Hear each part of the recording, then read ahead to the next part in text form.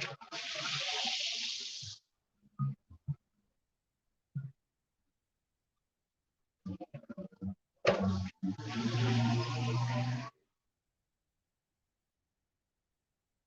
right. Shalom, shalom. I'd like to start off by saying, Barakatah Yahweh, Barakatah Yahweh Shai, Koaloyim Yahweh, Bahashem, Yahweh Shai, Bahashem, Batak Gudash. Double honors to the elders and apostles of Great Millstone who rule well. Blessings and salutations to the hopeful elect that's scattered abroad.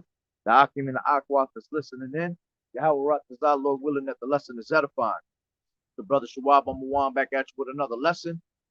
And as always, we come in, week out, prophesy the downfall of America, which is also known as Babylon the Great, also known as the whore of Babylon, right? Prophesy the downfall of the so-called white man's kingdom, all right, which is soon to come to an end.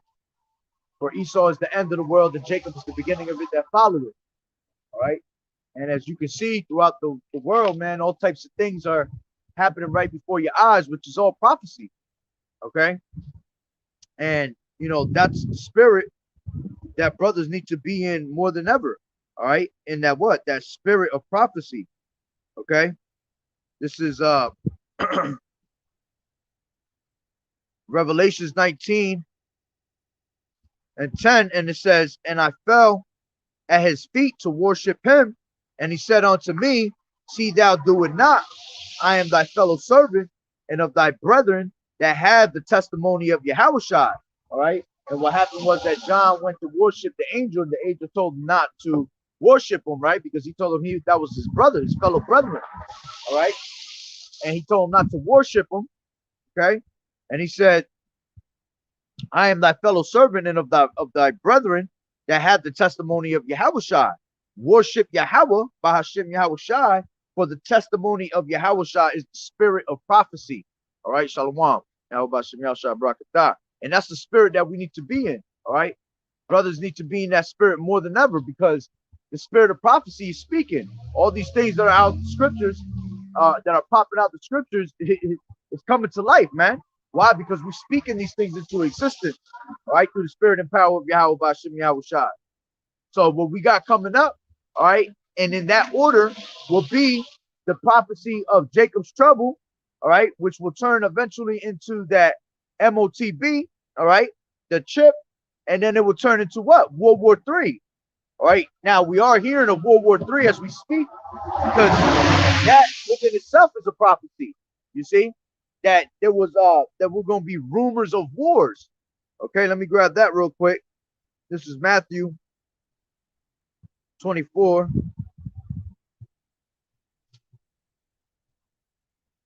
This is Matthew 24 and 6. And it says, and ye shall hear of wars and rumors of wars. See that ye be not troubled, for all these things must come to pass, but the end is not yet. And what does it mean by that? Because see, as we're hearing about these rumors of wars, all right, brothers have to understand that there's a certain order that everything has to happen in, all right? Because you got people thinking that just because we're in the rumors of wars that World War III is about to pop off, all right? And it's not just going to pop off like that. In order for it to pop off, Jacob's trouble and the MOTB has to come first, all right?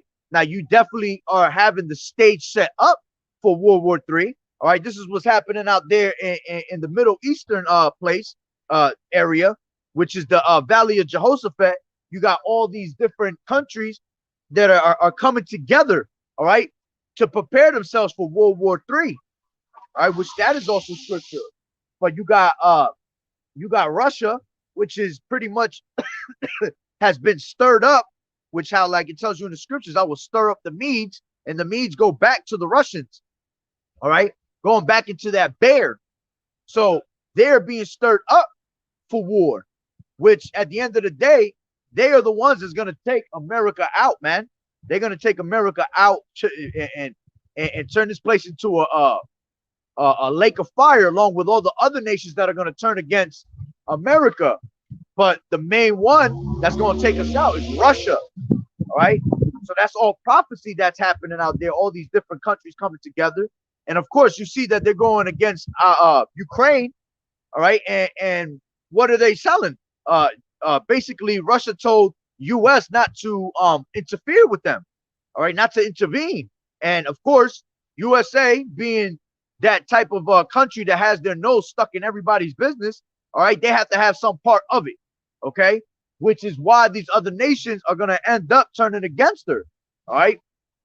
Because they're tired of the way she's always pretty much, they're tired of her wine, her philosophies, her ways, all right? How she's always involved with someone. Everything comes down to America being involved, all right? Which, that was a blessing that was given onto the Edomites, the so-called white man, all right, which is the devil that the Bible speaks of. That one of the blessings that they were given was that they would have the fatness of the earth, all right? And this is pretty much why they have, their hands on every part of, every single country in the world, all right?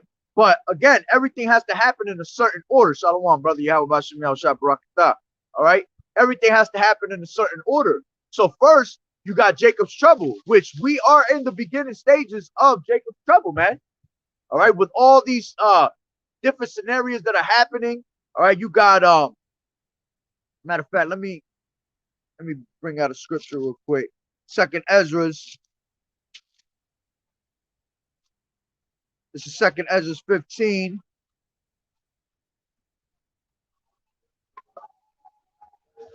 Second Ezra's 15 and 5, and it says, "Behold, saith the Lord." Matter of fact, I'll start from the top. "Behold, speak down the ears of my people the words of prophecy which I will put in thy mouth, saith the Lord Yahweh Bashem Yahushai, and cause them to be written in paper, for they are faithful and true. Fear not the imaginations against thee, let not the incredulity of them trouble thee that speak against thee, for all unfaithful shall die in their unfaithfulness. Behold, saith the Lord Yahweh Bashem Yahushai, I will bring plagues upon the world, the sword, famine, death, and destruction." All right. And the sword is going into what? Martial law troops. All right. The famine is happening right before our eyes. All right. We don't have the same supplies that we had 2-3 years ago. Okay. You see all these stores that are running out of products. All right. You see a lot of these small businesses, they're actually closing down little by little. Okay. Which that's all being caused by the government, man. All right. To make these, to pretty much, there's going to be no middle class. All right. That's why all this hyperinflation is going up and things like that, because it's made to pretty much close down these little businesses. All right. Eventually, these little businesses are not going to be able to afford, all right, products, because they're way off the, the prices are way off the roof. Okay. Prices is going up with rent and valued property taxes and things like that. So eventually these people are not going to be able to afford these things. And what's going to end up happening is that these little businesses are going to close. So there's going to be no such thing as middle class no more. Okay. It's going to be you either poor as hell or you part of the elite. You part of the rich. Okay. Which is that 1% that rules the world. And of course, the elites are not going to allow any of us Israelites to be up there with them. You see? So everybody else is going to be put in that category of what? Of poor. Okay. So with the sword coming in, which is these martial law troops, all right, which they're going to be taking over, town to town, state to state. All right. They're going to usher, which they already mandated everybody to get the yo jabba jabba. Okay. You see, you think just because you got to remember, everything takes time. You're not about to just make 7 billion people move all at once. All right. So it's happening little by little, town by town. All right. And people are losing jobs because they don't want to deal with this, the ways of the society. Okay. Putting people in predicaments. People are losing jobs. People are losing their homes. All right. Then again, you have what? The famine coming. All right. Which the famine is right before your eyes, man. I've done a few videos already with around my town, how these damn supermarkets don't have the same amount of food and things like that. Okay. Then it said what? It said death and destruction. Yeah, death and destruction is coming to you 2/3, man.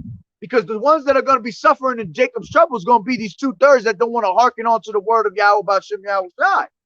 You see?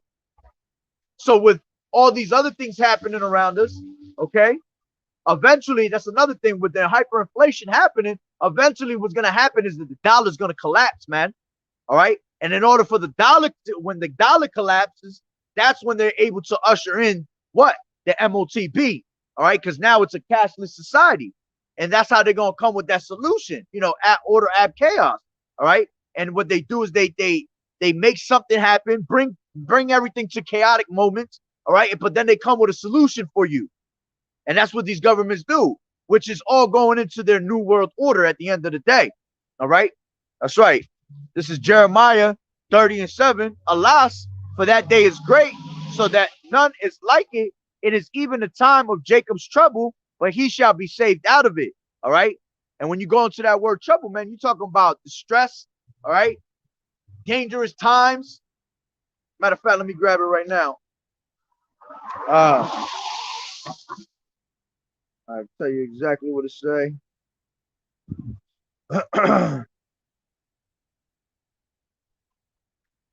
This is the word trouble in the interlinear, and it goes into Sarah, all right, and it says straits, distress, trouble, all right, affliction, anguish, adversity, adversary. See, these are all things that we're gonna have to go through, man, and you're seeing it happen little by little. So we are definitely in the beginning stages of Jacob's trouble, which is gonna get worse and worse. All right, you're gonna be put in certain predicaments, man. All right. Let me grab Daniel. This is Daniel 12:1, and it says, and at that time shall Michael stand up, the great prince which standeth for the children of thy people, and there shall be a time of trouble, such as never was since there was a nation, even to that same time, and at that same time thy people shall be delivered, every one that shall be found written in the book. All right, the only ones that are going to be delivered, man, is the elect. Like the brother put up over here in Jeremiah 30:7, it says what? It says, but he shall be saved out of it. Who's that he that's going to be saved out of it? The elect is going to be saved out of it. Those that were written in the book of life from the beginning. All right, way from the beginning. Okay, the elect was predestined before this whole world, before everything was created on earth, man. The elect was already predestined. See, we came back in our lots to play our roles, and we got to play them all the way unto the end. You see? So the ones that are going to be saved are the ones that are the elect. Okay? So in the process of, because Jacob's trouble is going to be all the way to the end anyway. Once Jacob's trouble starts, all right, it's gonna be all the way unto the end.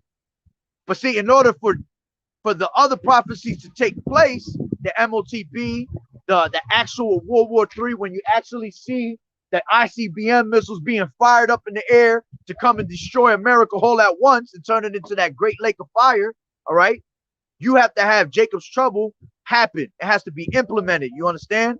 So with Jacob's trouble, with all these things that are happening, the famine, all right, the martial law troops, which they're being set up different places, these FEMA camps, okay, these are all being set up. So when it all happens all at once, Jacob's trouble, but it's happening little by little, all right, and then eventually in Jacob's trouble, you're gonna have that collapse of the dollar bill, all right, and with the collapse of the dollar bill, it's just gonna start more chaotic situations, all right, which you already seen uproars of people, okay. You're gonna have sedition among men, everybody coming up to stand up against the government, and in the middle of that, in that process of us having the dollar collapse, okay, that's when that microchip is going to be implemented, man, and it's going to be made mandatory to the world, because you're not going to be able to continue in society unless you have that microchip. And from that microchip being implemented, it's going to cause that true war of World War III, man. And in the process of us being in the middle of World War III, Yahushua is going to come out here and he's going to save us, man. You see, just when they're in the middle of World War III, Yahushua is going to crack these clouds, and what's going to happen? All right, they're going to go from battling each other in World War III to turn into battle against Yahweh Bashim Yahushai. All right, that's why it says it in 2nd Ezra 13. They were so afraid, but yet durst fight. All right, and they're not going to be able to prevail. You're not going to be able to prevail against the judgment of Yahweh Bashim Yahushai. Neither can you escape the judgment of Yahweh Bashim Yahushai. All right. Now you do got the elites that are going to be able to escape the missiles. All right, but right after that, they're going to be the first fruits of slavery. They're going to have to go straight into slavery when they get yanked out of their holes. All right, when they get yanked out of their bunkers. Okay, the mountains, the space stations, the water stations they're in, they're going to all be put out of that, man, and go straight into slavery. Yeah, I should have brought my damn umbrella. So again, going into Second Esdras, I will bring plagues upon 15 and 5. Behold, saith the Lord Yahweh Bashim Yahushai, I will bring plagues upon the world, the sword. All right, the sword. We talk about these different FEMA camps. All right, these martial law troops that are being set up in different states. Okay, you got things are happening. So many people are leaving positions in like medical fields and things like that. That what are they calling for? They're calling for the National Guard. They're calling for the FEMA to come help. See, these are all part of that sword, man, that are setting themselves up, all right, to bring destruction upon you 2/3. Okay? Which, matter of fact, let me grab that real quick. Zechariah.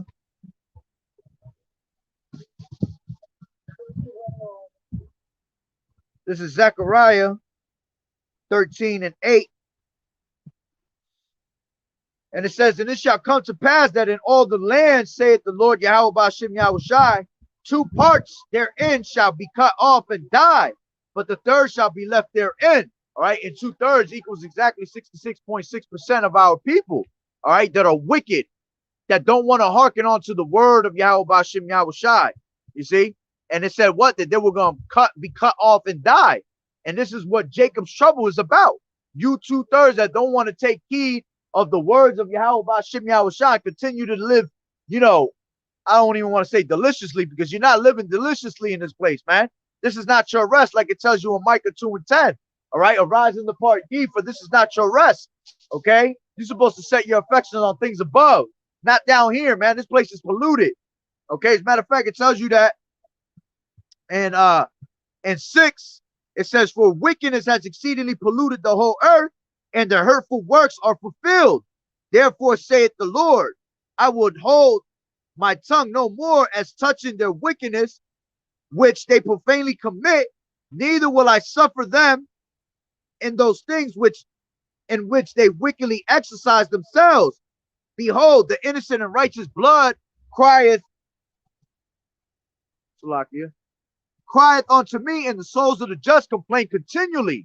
All right, and you see the ones that are complaining continually, all right, like it tells you in Ezekiel 9 and 4, all right, it said, go through the midst of the city and smite, all right, those that did not have the mark, the Tawaf, all right, those that are crying for their abominations, all right, that are done in the midst thereof, those are the ones that are going to have that mark of exemption, all right, those are the ones that are not going to be destroyed in the time of Jacob's trouble. Those are the ones that are going to be tried as fire, all right, as gold, is going to be tried as gold in the fire, all right, when the time comes for Jacob's trouble, which is that 1/3, all right, because you got the 144,000, which is the elect within the elect, all right.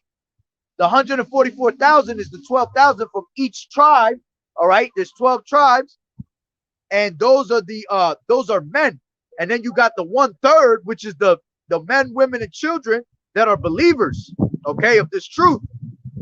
Those are the ones that are the 1/3, okay. Those are the ones that are going to be saved. So going back to 15, 2nd Ezra 15 and 5. Behold, saith the Lord, I will bring plagues upon the world. All right, the sword. Okay, back to the sword, meaning these martial law troops, these FEMA camps. All right, you got these military groups that are coming out all over the place.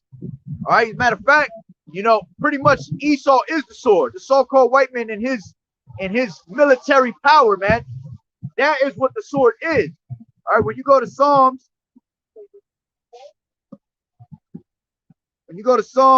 17,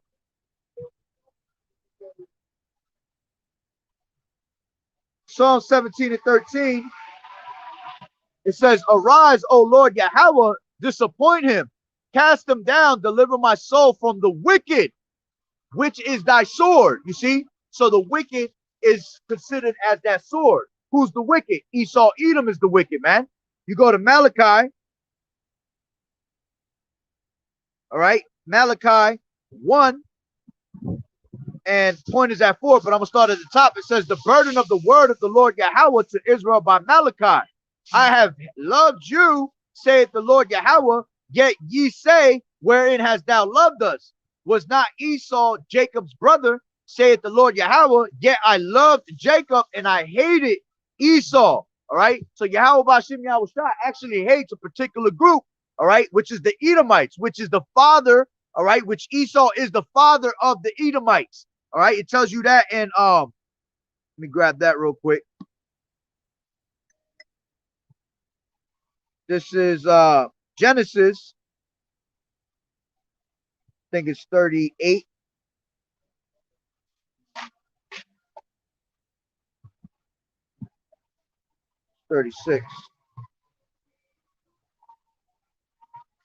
Yeah, Genesis 36, and it says, Genesis 36 and 1, it says, now these are the generations of Esau, who is Edom. All right, and when you go down to 8, it says, thus dwelt Esau in Mount Seir. Esau is Edom, and these are the generations of Esau, the father of the Edomites in Mount Seir. You see, so Esau is the father of the Edomites. All right. So going back to Malachi 1 and 3, I hated Esau. You see, he said, I hated Esau. So he hates you so-called white people, man. You are the true devil that the Bible speaks of, man. You are hated by Yahweh Bashim Yahweh Shai. Matter of fact, when you go to Obadiah, that whole chapter is pretty much the judgment of the Edomites, all right, which is one of the shortest chapters, one of the shortest books in the whole entire Bible, all right. And Obadiah 1 and 2, it says, behold, I have made thee small among the heathen, thou art greatly despised. You see, so they're despised by Yahweh Bashim Yahweh Shai, man. All right. So it goes back to Malachi 1 and 3. And I hated Esau and laid his mountains and his heritage waste for the dragons of the wilderness. All right. And if you go into Isaiah 34, it speaks about how America is going to be destroyed and made a desolate place. All right. A habitation is the same way it says it right here. It says that Esau, he hated Esau and laid his mountains and his heritage waste for the dragons of the wilderness. Isaiah 34 says the same thing. All right. How this place was going to be made a desolate place. It's going to be like a desert, man. Full of straight what? Straight fuego out here, man. And then it's going to be a habitation of devils. I mean, a habitation of dragons. All right. Unclean birds. Talking about ravens, vultures. All right. So that's right. We definitely live in an exciting time. This is an exciting time to be in this truth, man. This ain't the time to be playing around and fall out the truth. All right. And then it says, and I hated Esau and laid his mountains and his heritage waste for the dragons of the wilderness.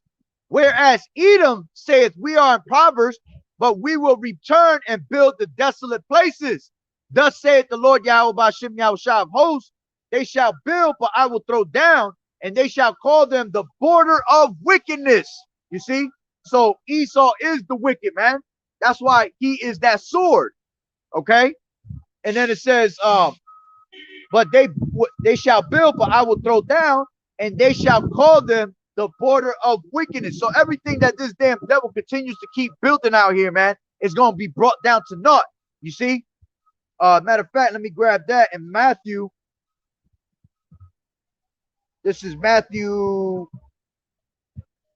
24 and 1. And it says, and Yahushua went and departed from the temple, and his disciples came to him for to show him the buildings of the temple. And Yahushua said unto them, see ye not all these things? Verily I say unto you, there shall not be left here one stone upon another that shall not be thrown down. You see? So everything that's built out here, man, by these damn devils, all right, trying to bring in and build up their power structure, all right, continually, all right, which like it tells you in Obadiah that they built their high habitations, all right, all that shit is gonna be brought down to naught, man. It's not gonna exist out here no more. All right, the fashion of this world passeth away.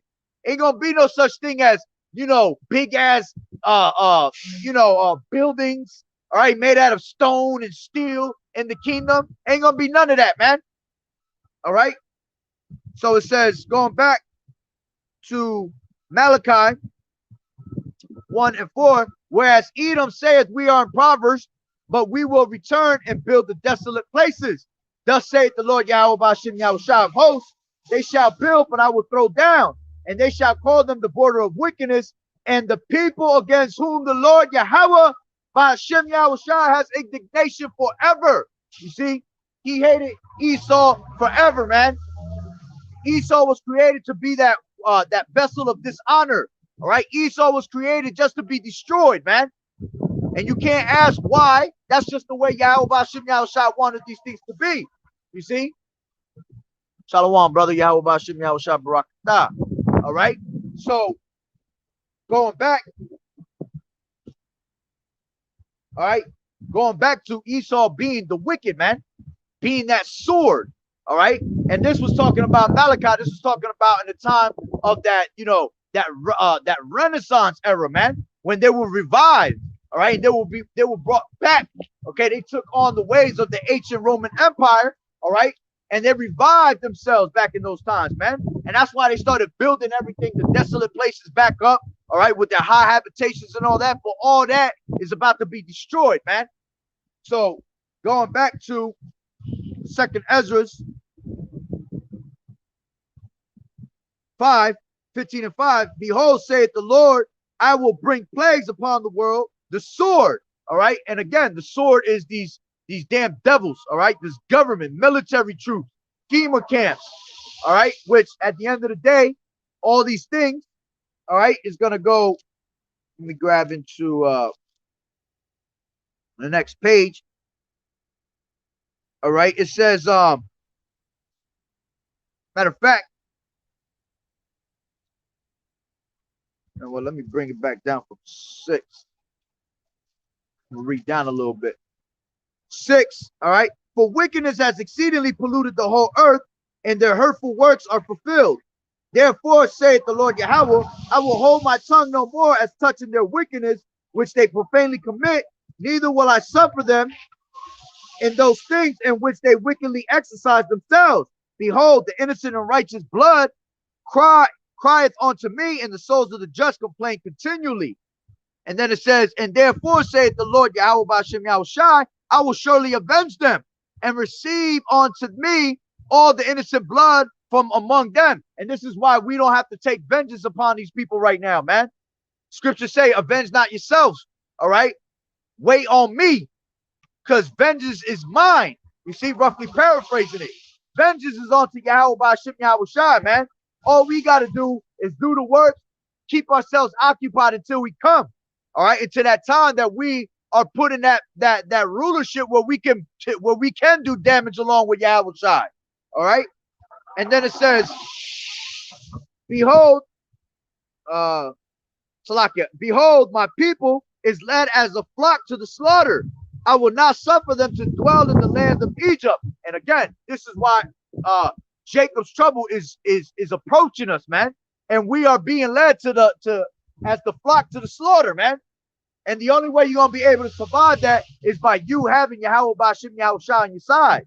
All right. Like it tells you in Exodus 14 and 14. All right. And Yahweh Ba'ashem Yahushua shall fight for you, man. And you shall hold your peace. Then it says, behold, my people is led as a flock to the slaughter. I will not suffer them in now to dwell in the land of Egypt. Yeah, because this place is considered as Egypt. All right. When you read Revelations 11th, 8th chapter, 11th chapter, 8th verse, it tells you how spiritually we are considered as Sodom and Egypt. All right. And if you look around you at all times, man, all you see is the spirit of Sodom and Gomorrah. All right. Sodom and Gomorrah was destroyed. Why? Because they were wicked as hell. all right, with a whole bunch of sodomites, vice versa with the women, all right, bestiality. They were doing all types of crazy ass shit. All right, that same spirit is back out here today. Then you got what? You got Egypt because we're still in captivity. Okay. Matter of fact, Deuteronomy the 28th chapter, all the way to the 68th verse, told you what? All right. It told you that we will be sent into Egypt again on ships. All right. So we had Egypt that happened in the time of Moses. All right. But then it said we will be let me bring it out. Deuteronomy 28 and 68. And it said, and the Lord Yahweh Ba'ashem Yahushua shall bring thee into Egypt again. All right. Which Egypt goes into bondage. All right. And it says, with ships by the way whereof I spake unto thee. Thou shalt see it no more again. And there ye shall be sold unto your enemies for bondmen and bondwomen, and no man shall buy you. All right. Meaning that no man shall buy you back. All right. But you know, through the spirit and power and the mercy of Yahweh Ba'ashem Yahushai, we were bought back in blood through Yahushai's blood, man. That's why he went up on the cross. Okay. He went up on the cross for his sins first, and then the people's sins, the people of Israel, so-called Negroes, Latinos, and Native American Indians. All right. So this place, America, is considered as Egypt, man. Again, we are still in captivity. All right. It tells you that in Baruch. All right, that we are still yet in captivity to this day, subject onto payments.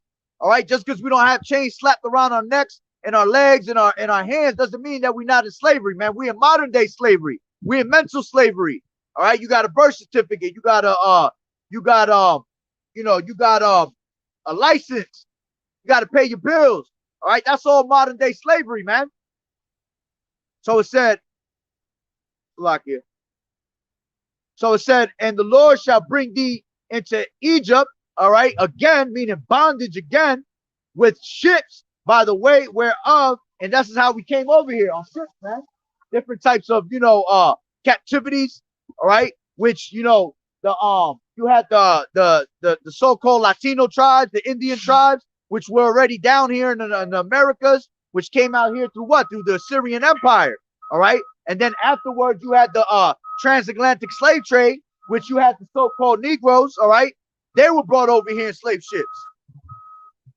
So it says, thou shalt see it no more again, and ye shall be sold unto your enemies for bondmen and bondwomen. Yeah, we were sold unto our enemies, man. We had the Hamites that had us in captivity, that sold us onto the so-called white man, you see? And then the white man had a thrill with us. All right, he had a party with us. And it says that, and no man shall buy you back, meaning no man shall redeem you. But we were redeemed through the blood of Yahushua, man. All right. So going back to 2nd Ezra 15 and 10, behold, my people is led as a flock to the slaughter. I will not, and that's another thing. This place, you can see how it's about Egypt, all right, because it's got the same structures. All right, if you look at the back of the dollar bill, you got the pyramids, okay? You got I forgot what's the name. I always forget the name of that thing. That damn monument, Washington Monument thing. I think it's called the hell is it called? Oh man, I hate it. I forgot the name of it, but that goes back to the times of Egypt. If a brother could put it up, Obelix, something like that, I think it is. Lucky if that's not the word. All right, but that goes back to the times of Egypt, man. So this is why spiritually it's called Sodom and Egypt. All right, and then it says, but I will bring them with a mighty hand and a stretched out arm and smite Egypt with plagues as before, and will destroy all the land thereof. Well, you see, those is the time of Jacob's trouble. You see, because the same things that happened back in the times when Pharaoh was in Egypt and had us in slavery, all right, and Moses kept telling him to let his people go, all right, Yahweh Ba'ashem Yahushua kept hardening his heart and kept doing what? Bringing plague upon plague, all right? And that's why it tells you in the scriptures that there's no new thing under the sun, all right? Matter of fact, let me bring that. This is Ecclesiastes 1 and 9, and it says, the thing that has been, it is that which shall be. And that which is done is that which shall be done. And there is no new thing under the sun. Is there anything whereof it may be said, see, this is new? It has been already of old time, which was before us. Okay. And this is why the scriptures tell you, all right, that is everything that was written aforetime was written for our learning. All right. Because at the end of the day, history was going to repeat itself. So we were to learn from the scriptures and learn the things that were written in these scriptures to apply it in the time of today. All right. Nah, it's not Mount Rushmore. It's called something else. Yeah, I think it's called the Obelix, something like that. Let me see it real quick.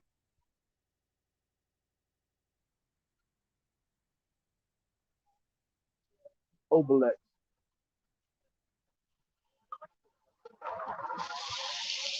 Nah, it ain't Obelix. That's the came up with a cartoon. Damn, I forgot the name of it. Forgot what the brother put up. Obelisk. Maybe it is that. Obelisk is a tall, four-sided, narrow, tapering monument which ends in a pyramid-like shape or pyramidon at the top. Yeah, so maybe that's what it is. That is the word. All right. Which it all goes back to that being that's all going back into the times of like of Nimrod, all that, man, which all that actually represents all of that represents homosexuality, man. That's just supposed to represent an actual, you know, you already know, a man's, you know, thing. Okay. Originally they were called Tekunu by their builders, the ancient Egyptians. Exactly. All right. So it goes back to all the times of the Egyptians, man. And there's no new thing under the sun. All right. So going back to what was I at? 11.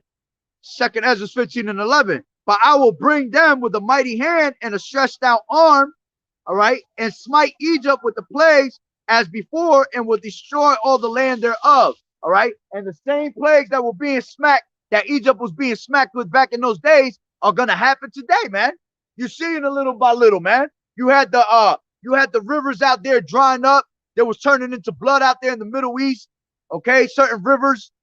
You get these locusts, you know, taking over, different types of insects taking over places, man.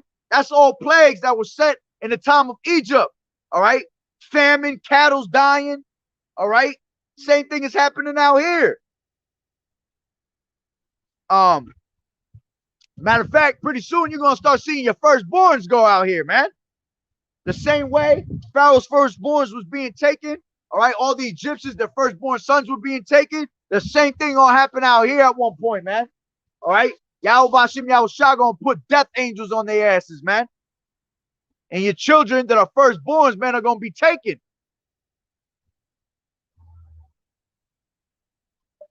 All right. So it says 12. Egypt shall mourn, and the foundations of it shall be smitten with the plague and punishment that Yahweh shall bring upon it. All right. And you're seeing plagues being brought upon this place, man.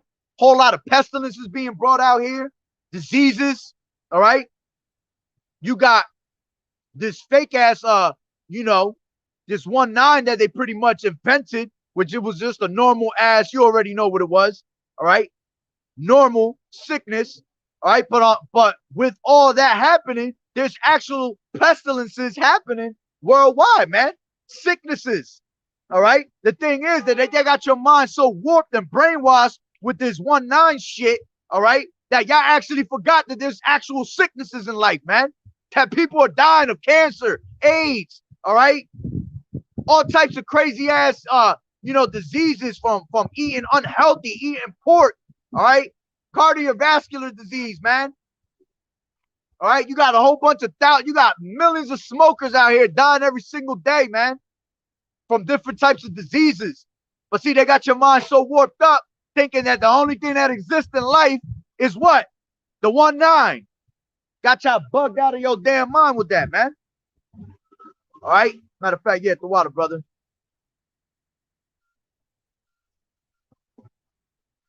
That's right. Oh, yeah. The upcoming Passover. Woo! This is why things is.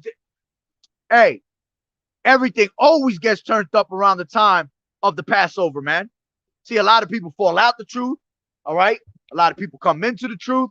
But those that are not even in the truth, that are not hearkening onto this word, man, a lot of death happens around that time, man. And Lord willing, right after this Passover, which I said this last year, man. I said last year, all right, I felt like the way everything was going from last year, I felt that right after this actual Passover, that this was going to be the last Passover, man. And it was just crazy that Apostle Tahar coined this year the year of the turn up. And everybody is, you know, we on them prayers, Lord willing, that we up out of here this year. So this might be that last Passover we see, man. Okay? That would be beautiful. But right after this Passover, all right, which is what is probably the highest holy day, all right, next to what's the other one? Day of Atonement, okay? That's a serious, okay, a very serious high holy day, man. Which you already see bugged out camps like Sakari. That's why they all bugged out of their mind. All right. On top of them already being wicked. All right. Remember, when the time came for the Passover, what they do? All right. They took that, which is a solemn assembly, and you're supposed to take it serious. And they went out there and celebrated like they was in a fucking like it was nothing. Like it was a celebration with all these damn, you know, strippers and shit like that, which you didn't actually see strippers. All right. But we can imagine what happened beyond the camera, all right? So they went out there and partied, and that's when you started seeing them really being exposed, man, through the spirit and power of Yahweh Bashim Yahushua, of who they truly were, all right? Why? Because the Passover, man.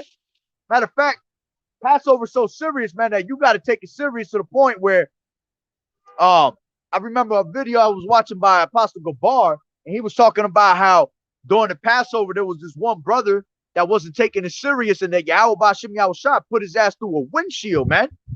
And his face scraped onto the whole ground. Face got peeled back and everything, man. Sliding off of the on the street. And he was supposed to be a brother that was in the truth, that was, doing wickedly, man. You see? So this is not the time to be playing around. The Passover is definitely coming up. All right? A lot of things. Shalom, brothers. Shalom, Yahweh Bashim Yahushua Barakatham to all you brothers. Barak call Akim.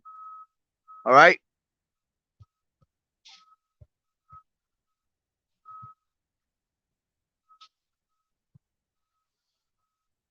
Yeah, I'm gonna bring that out too. Yep. So, all right, it goes into let me continue reading real quick. And it says, Egypt shall mourn, and the foundations of it shall be smitten with the plague and punishment, and Yahweh shall bring it upon it. All right. And then it says, they that till the ground shall mourn, for their seed shall fail through the blasting and hail, and with a fearful constellation. All right. And hey, farm systems are being bought up by kill gates. All right. You got all these different farmers are getting paid top dollars, so they ain't gotta grow no more crops. And the ones that are still surviving, they're pretty much damaging their crops. All right. Taking away their farms. You see? Weather's so messed up, especially with HAARP and all this shit that they got. All right, where they're able to manipulate the weather in these days. All right. They're destroying the seasons, man. Because everything has a purpose under the sun, man. Everything works in a certain order. So with all these things being all out of order, all right, you can't even get crops to grow in the way you're supposed to, man. I had a little, I got my own little gardens I do in the backyard. Man, that shit wasn't even growing this year, man. Why? Because everything is all out of order, man. Okay? You got this damn devil that can hold off clouds, man. Hold off rain. All right? Can increase the heat. All types of wicked ass things, man. Which it goes back into them playing what? They're trying to play the Most High. Have control of everything like Yahweh Bashim Yahushua has control. Okay? So it says, they that till the ground shall mourn, for their seeds shall fail through the blasting and hail and with a fearful constellation. Okay, it says which all that is leading to what? Famines. All right, that's why we don't have matter of fact, let me bring this out. The brother had put it out. Jeremiah 21:9. He that abideth in this city shall die by the sword and by the famine and by the pestilence, but he that goeth out and falleth to the Chaldeans that besiege you, he shall live. All right. Let me see, there's more to that thing. Yep. And his life shall be unto him for a prey. Okay. So a whole lot of famine is coming upon us. All right. As a matter of fact, it tells you that in Lamentations 4.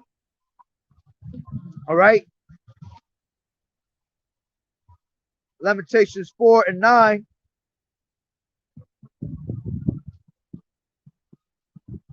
Give me 1 second. Lamentations 4:9, and it says, they that be slain with the sword, all right, are better than they that be slain with hunger. All right, so it's actually going to be better for you to die by these damn martial law troops, all right, than for you to die of famine, man. All right, going to the all the time, man. To die of famine is a horrible death. All right, you talk about your insides eating your insides, your stomach eating its stomach. Okay, and it says, they that be slain with the sword are better than they that be slain with hunger. For these pine away, stricken through for the want of fruits of the field. The hands of the pitiful women have sodden their own children. They were their meat in the destruction of the daughter of my people. And that word sodden goes into boil. All right. So you had the women that were actually boiling up their kids. And it's funny that I'm reading that right now, because before I got here, Salaki, that's why I got out here a little late. I stopped at my mom's house real quick. All right. And I started talking to my mom for a little bit. I haven't seen her in a minute. And then, my brother came, and my brother my brother ignorant as hell, man. All right. I've been trying to preach this word to him, telling him to repent, but whatever. He might possibly be a 2/3. All right. But it was funny because we was talking about, I was telling him how I was showing him the videos that I had posted on Instagram when I went to the stores last week, and there was no fucking food, man. And it goes to show that the famine is really here, man. All right. See, you'll get food eventually, but it's showing you. That's Yahweh Bashim Yahushua showing you the signs that, bro, we ain't about to have no food soon, man. Okay. And I was showing him, and he was just laughing at it. He was like, well, I guess I'm going to be eating some people when the time comes. Yo, when I heard that, I was just sitting there just shaking my head because I'm saying in my head, damn, that's so scriptural right there. People mentality going to be like that, man, when the time comes. It's going to be survival of the fittest out here, man. People going to look like fucking McDonald's to other people when that time comes, man. All right. Matter of fact, it tells you that. How does it go?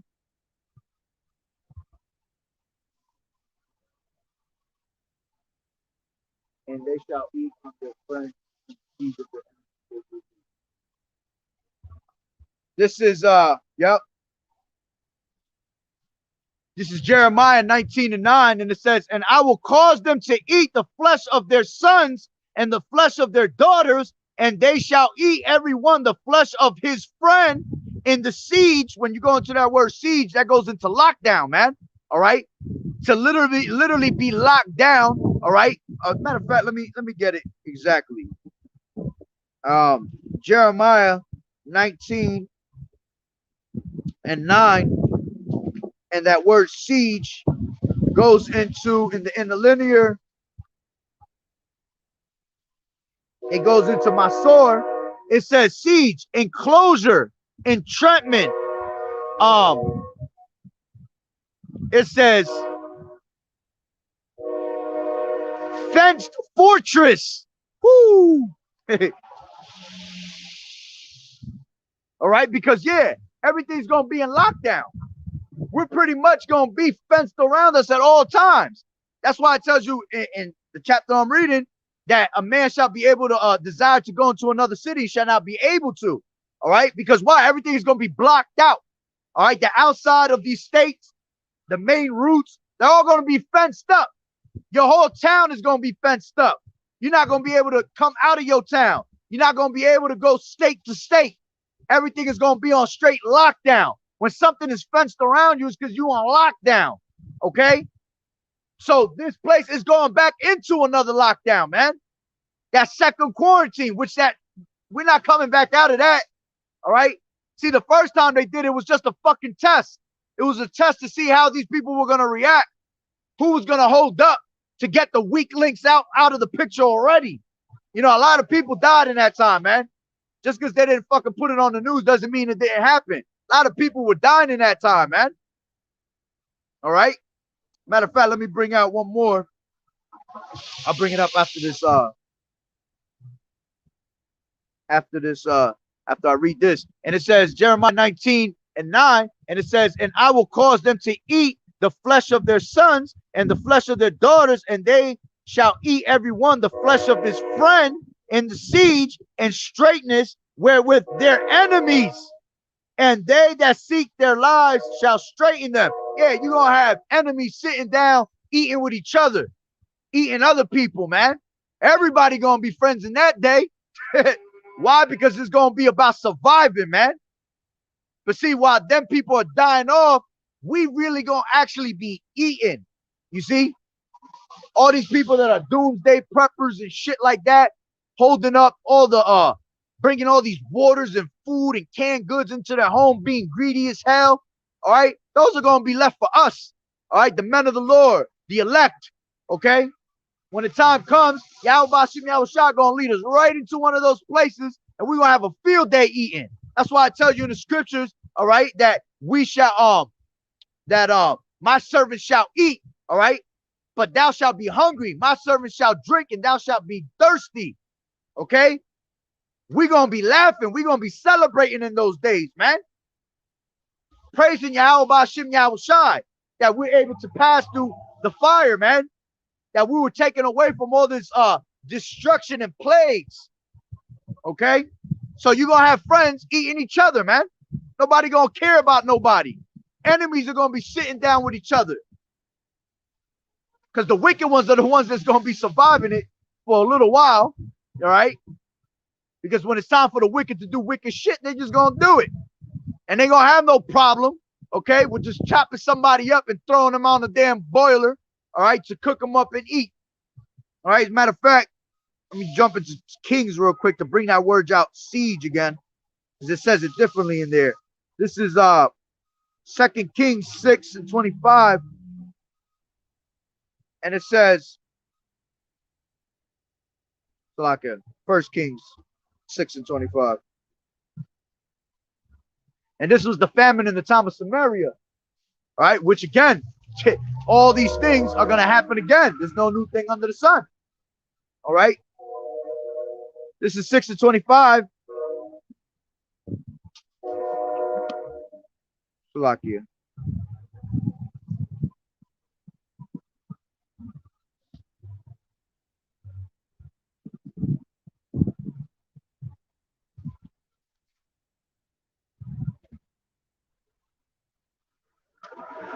Second Kings 6:25. I was right the first time.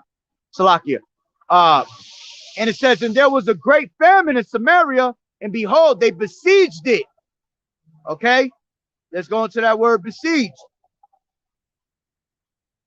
All right? It says besieged. It says sur. All right? Sur. And it says to bind, confine. You see? Think about confinement. These FEMA camps and things like that. What do you think these are? Those are confinements, man. All right? Cramp. Yeah, they're going to be cramped up together in these damn camps. It says to secure, to shut in. You see? You're going to be shut in and you're not going to be able to escape these places, man. You're going to be shut in your town, in your state, and you're not going to be able to maneuver nowhere, man. It says enclosed, to shut up, to show hostility to, be an adversary, treat as foe. Okay? That's exactly what you're going to be. Those that don't want to take on the ways of this society, all right, that don't want to be down with the ways of the society, you're going to be an enemy onto these damn devils, man. So they're going to what? They're going to throw your ass in these camps. because they're not going to throw somebody that's down with the ways of the society in a camp. You see? Why would they do that? You down with what they want you to be down with. The camps are going to be for these people that don't want to be down with these things. All right? Which a lot of these 2/3 are not going to be down with these things. Okay? They're going to try to fight. They're going to try to stand up. And then you will have 2/3 that will, you know, go with the ways of the society, take the MOTB, catch a missile to their face. All right? What else it says in here? Adversary, assault, beset, besiege, bind, cast, distress. All right? Put up in bags. Woo! Put up in bags. You know, I think when I hear that, I think about how these military troops, they stack up those bunkers of bags, man. You see, they close, usually when they close a certain, let's say they close a certain route, if they were to close the street, they will have a couple military tanks, couple military troops. They will put up, I think it's called the barracks. All right. They will put bags up. Then they will put like crazy ass barbed wire fences across that, man. You see? All going into locking you down, locking this place down. So, all right, it said in 6:25 in 2 Kings, and there was a great famine in Samaria, and behold, they besieged it until the ass's head was sold for 80 pieces of silver, and the fourth part of a cab of dove's dung for 5 pieces of silver, man. They was out there selling crazy ass food in those times, man, because of the famine. On top of that, they were overcharging people, going into what you're going through pretty much now. All right? Inflation, hyperinflation. All right?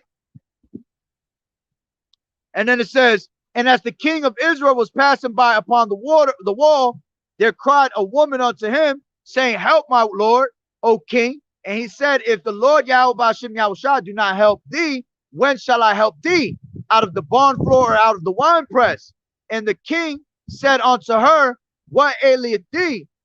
And she answered, this woman said unto me, give thy son that we may eat him today, and we may eat my son tomorrow. So we boiled my son and did eat him. And I said unto her the next day, give thy son that we may eat him. And she had hid her son. All right. So she straight played her. All right. And that's the times it's going to be in these last days, man, when the famine hits. People going to be boiling up their kids like nothing. All right. All they're going to do is throw a little, you know, a little adobo on that, a little sazon, chop up a couple of, you know, some peppers and onions, some cilantro.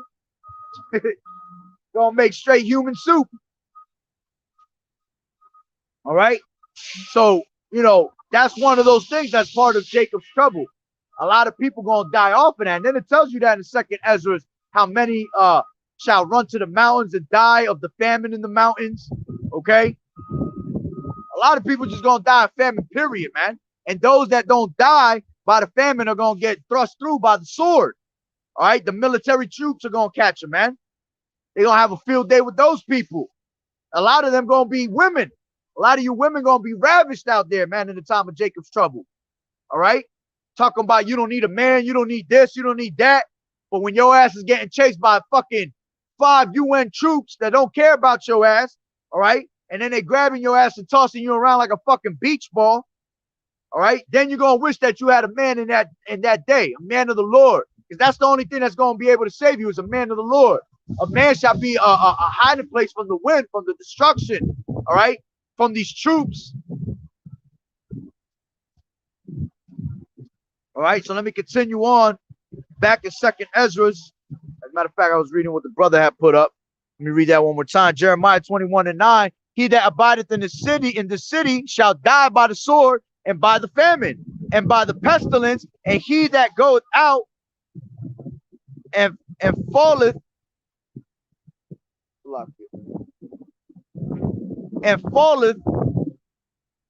to the Chaldeans that besiege you, he shall live, and his life shall be unto him for a prey.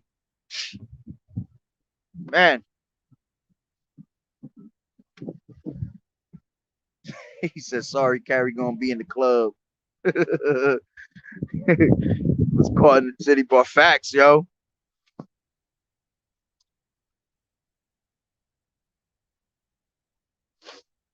Yep. Leviticus 26 and 29, and ye shall eat the flesh of your sons, and the flesh of your daughters shall ye eat. Exactly. All right. Matter of fact, Baruch 2 and 3, to bring great plagues upon you that has never seen under the whole entire earth, man. That the fathers shall eat the flesh of their sons and the flesh of their daughters, man. That is coming out here, man. Why you think they make all these damn zombie ass movies and shit like that? Because that's what's gonna happen, man. Zombies is basically, think about it this way. Zombies is these people that are in a dead state of mind, and because they're in a dead state of mind, when the time comes for the destruction and famine, they're gonna have no stability in their mind, because wisdom and knowledge is the only way you're gonna be stable. All right. So if you're one of these 2/3 that is walking in the congregation of the dead, all right, you're gonna do some stupid shit like boil up somebody, man. Because those that believe in Yahweh Hashem Yahweh Shai shall not hunger. All right, is that not what he said? He said, I am the bread of life.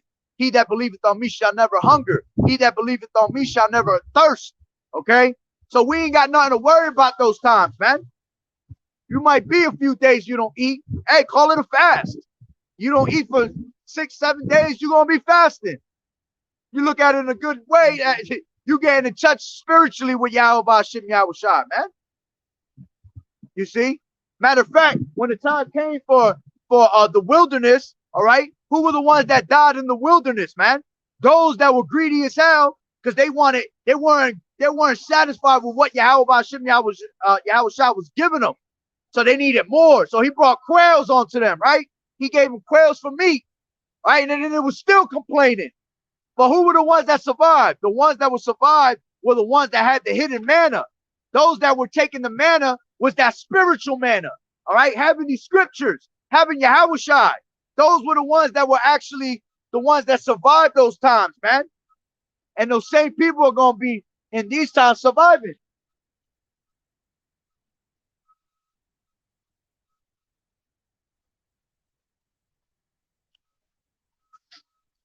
Isaiah 65 and 13. Therefore, thus saith the Lord Yahweh Hashem Yahweh Shai, behold, my servant shall eat, but ye shall be hungry. Behold, my servant shall drink, but ye shall be thirsty. Behold, my servant shall rejoice, but ye shall be ashamed.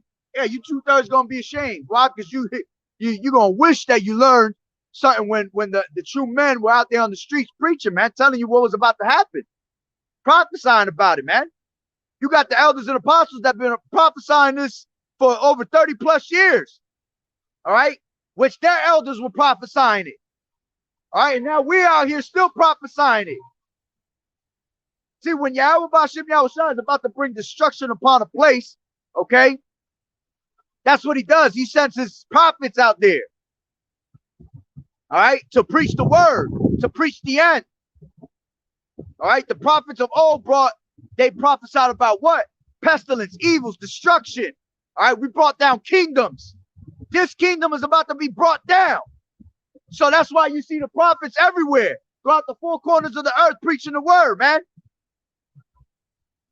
Matter of fact, give me 1 second. Let me just go grab this. It's starting to rain a little hard. I don't want my phone to get messed up.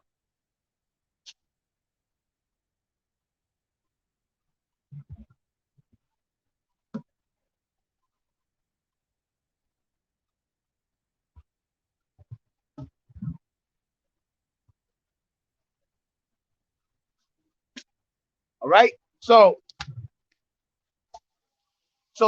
literally, man, the prophets is out here prophesying, man, letting you know that the destruction is coming upon this place, man. And whether you hear or forbear, we have a job to do. We got to get the blood off our hands. You don't want to hearken, all right? Death is coming for you. Whosoever shall not seek the Lord, all right, shall be put to death, whether man or woman, great or small. Doesn't matter. That's 1 Chronicles 15 and 13. Thus saith the scriptures. This ain't coming out of my mouth. I didn't just come out and say, you ain't gonna hearken on, you're gonna die. No, this saith the scriptures, man. So, going back, to Second Ezra's. All right.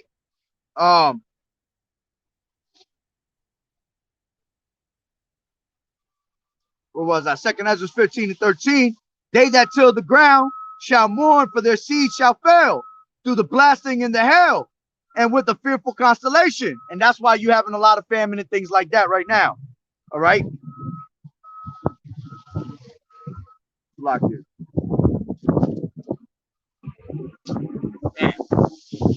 But I'm gonna have to bring out my phone instead. It's starting to pick up with the wind. All right. Let me go back to that. Second Ezra 15.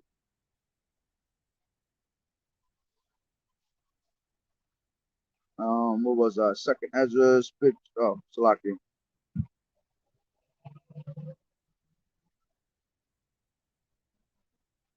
All right, Second Ezra 15 and what was it, 13? Yeah.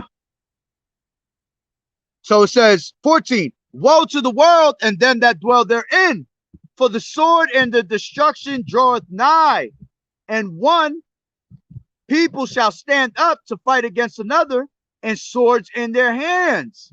All right. And you seeing that people starting to stand up against each other. Okay. All right. The love of many is waxing cold. What does it say? Iniquity abound, the love of many shall wax cold. All right. So you seeing people standing up against each other, man, to fight. And it says with swords in their hands, you know, weapons. All right. You see these fucking Antifa, these what the hell's the other one? The other something boys. You know, all these is people standing up with swords in their hands to fight. All right, which that goes into race wars and things like that. All right. But eventually everybody gonna have a damn sword in their hand. When all hell break loose out here, man, people just gonna grab the closest thing they can use as a damn weapon. All right. And then it says, for there shall be sedition among men and invading one another. All right. Yeah. You got sedition among men happening right before your eyes. All right. People are invading one another. Break-ins, which that's coming next. People gonna start breaking in people's houses on a high level, man. Why? No food, no job. All right. They releasing all these damn people from these prisons that been locked up in jail for a long time, and all they know how to do is wicked shit. All right. You would think that people go to jail and they come out better. All right. It's supposed to fix their life up. No, man. You going to jail, man. You coming out worse. That's why most of these people, they come out of jail and they come out here and do something stupid and go back in there. They love living in there. They're comfortable in there, man. You see? I should put my damn sign in, but it's all right. I'm gonna let it get wet. All right. So it says invading one another. For there shall be sedition among men and invading one another, and they shall not regard their kings nor princes, in the course of their actions shall stand in their power. Well, you're seeing that now. People standing up against their governments. All right. People standing up against their governments. They realize that the government is a piece of shit. You know, which if you didn't realize that before you were in the truth that this damn government is a piece of shit, there's something wrong with you, man. These governments is all about destroying us and making themselves profitable, man. Making everything benefit them. None of them care about us. You should have listened to Michael Jackson when he was singing that song. They don't care about us. Tupac, when he was saying they didn't care about us, man, they don't. Never did. Especially you so-called Negroes, Latinos, and Native American Indians. Why? Because you the true Hebrew Israelites, man. Psalms 83 was to cut you off from being in remembrance as Israel, man. Right? So it says,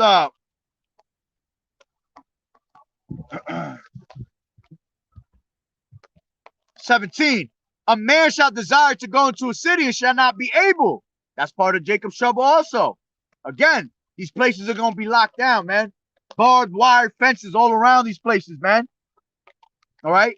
If you get caught trying to leave, escape, your ass get put right into a camp, man. you gonna have no choice but to stay. Pretty much what they want you to do, all right, is rot in your damn house. Stay. That's why, and that's another thing. When they lock this down, all right, a lot of it's gonna be because they want you right in your home, because they're gonna be coming door to door. You got the blue list, yellow list, red list, black list, fucking every color list, okay? And what's that? To see who are the ones that been against the ways of this society, all right? Ooh, gonna have me, they're about to have me flying like Mary Poppins. Yeah, which way is it coming from? I think it's coming from this side, yeah.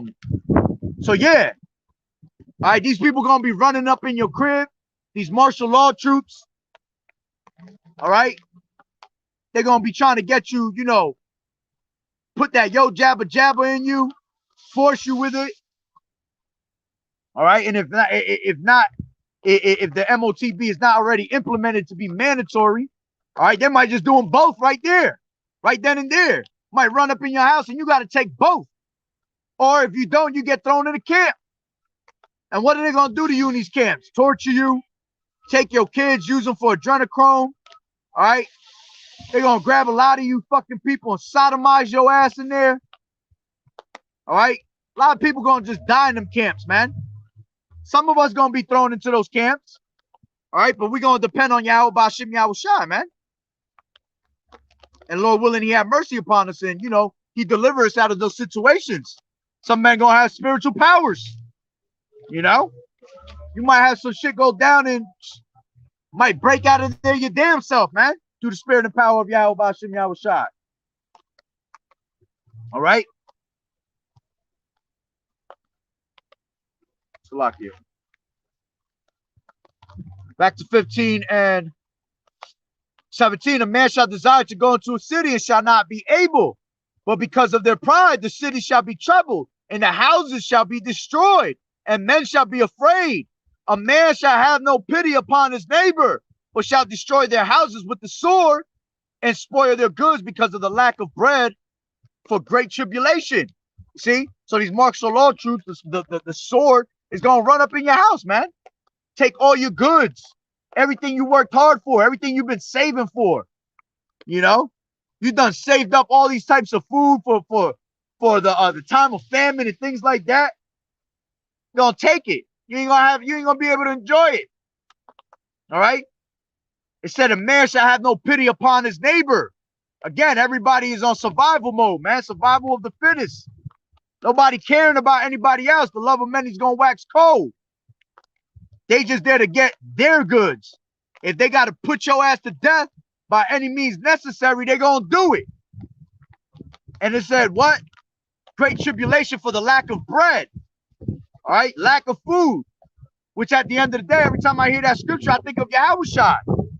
Because if you lack Yahushua, which is the bread of life, all right, tribulation is coming onto you. All right. Now we do go into tribulation regardless, because through much tribulations we shall enter into the kingdom. But see, our tribulations is different from the tribulations of you 2/3 that's about to come upon you, man. Y'all gonna go through a horrible tribulation. We going through tribulations right now before Jacob's trouble and things like that, man.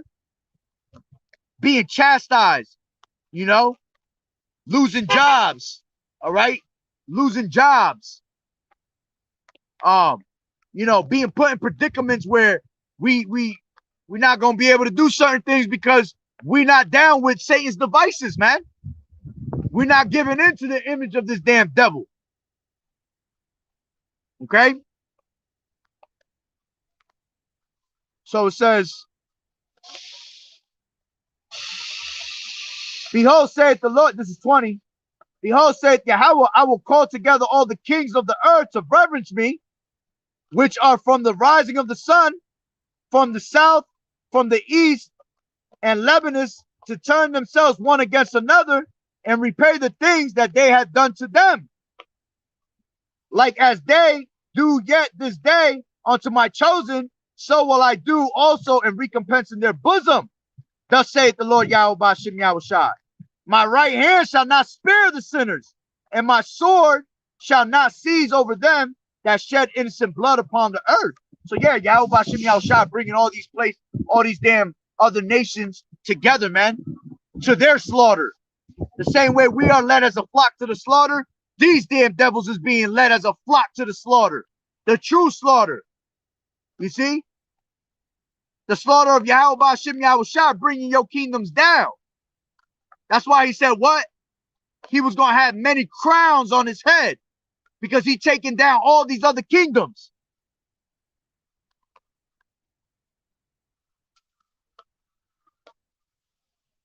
Um,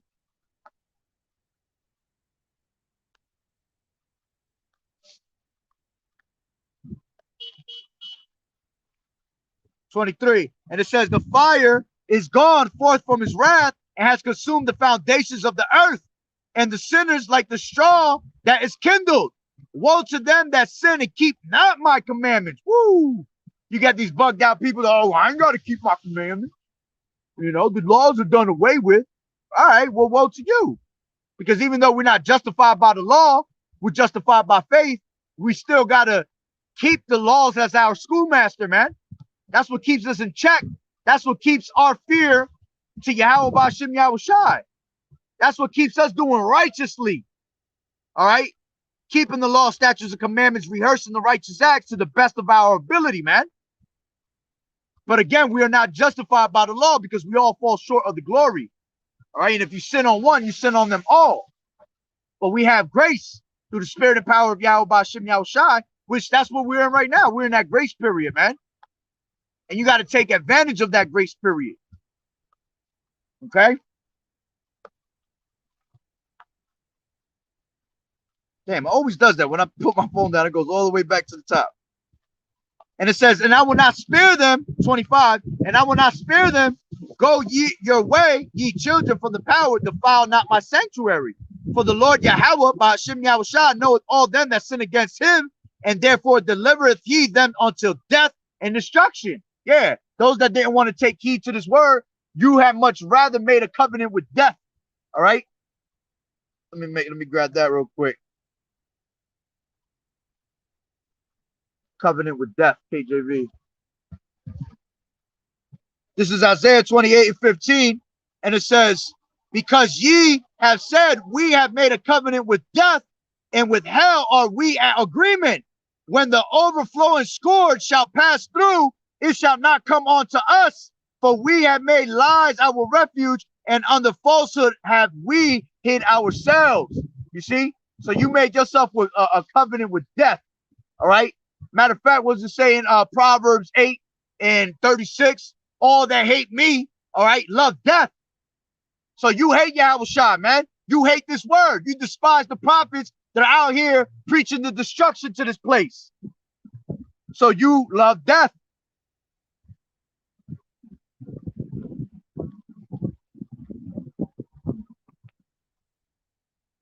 That's right. Cannibalism is coming. Cannibalism is popular. Oh yeah, let me read that one. I was supposed to bring that out before and I didn't. This is Isaiah 9:20 talking about the famine. And he shall snatch on the right hand and be hungry, and he shall eat on the left hand, and they shall not be satisfied. They shall eat every man the flesh of his own arm. See? Y'all gonna be eating yourselves out here, man. Pretty much to the point when you a damn torso just hopping on your chest, hopping on you. You're pretty much doing the worm with your belly. The worm with your belly to get somewhere. That's some real zombie shit, as a matter of fact, right there. Imagine you eating your limbs away, man. All right, your arms, your legs. Now you crawling like a torso, just like they show you in these damn zombie movies, man.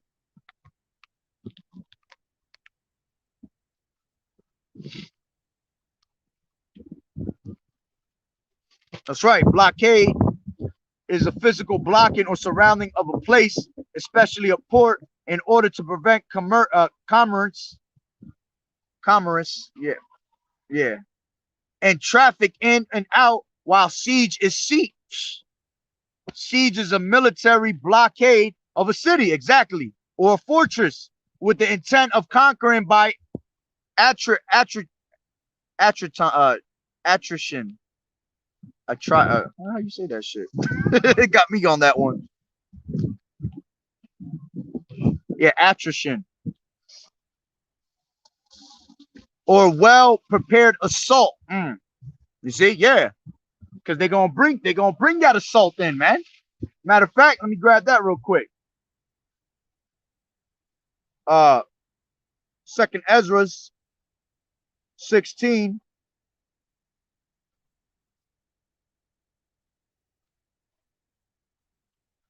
And 70.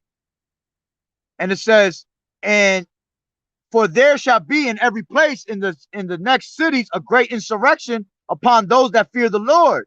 They shall be like madmen, sparing none, but still spoiling and destroying those that fear the Lord Yahweh Bashem Yahushai.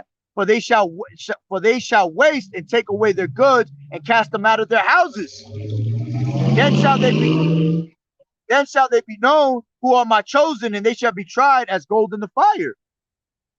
Hear, O ye my beloved, saith the Lord Yahweh Bashem Yahushua, behold, the days of trouble are at hand, but I will deliver you from the same.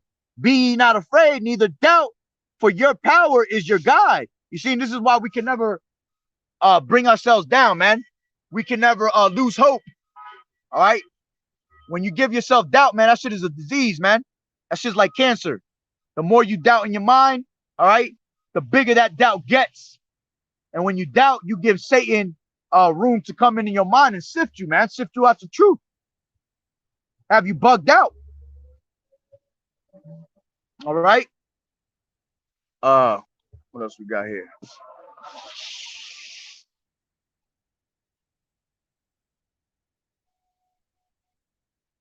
Shalom, Yahweh Bashem Yahushua Barakatah, Brother Nahar.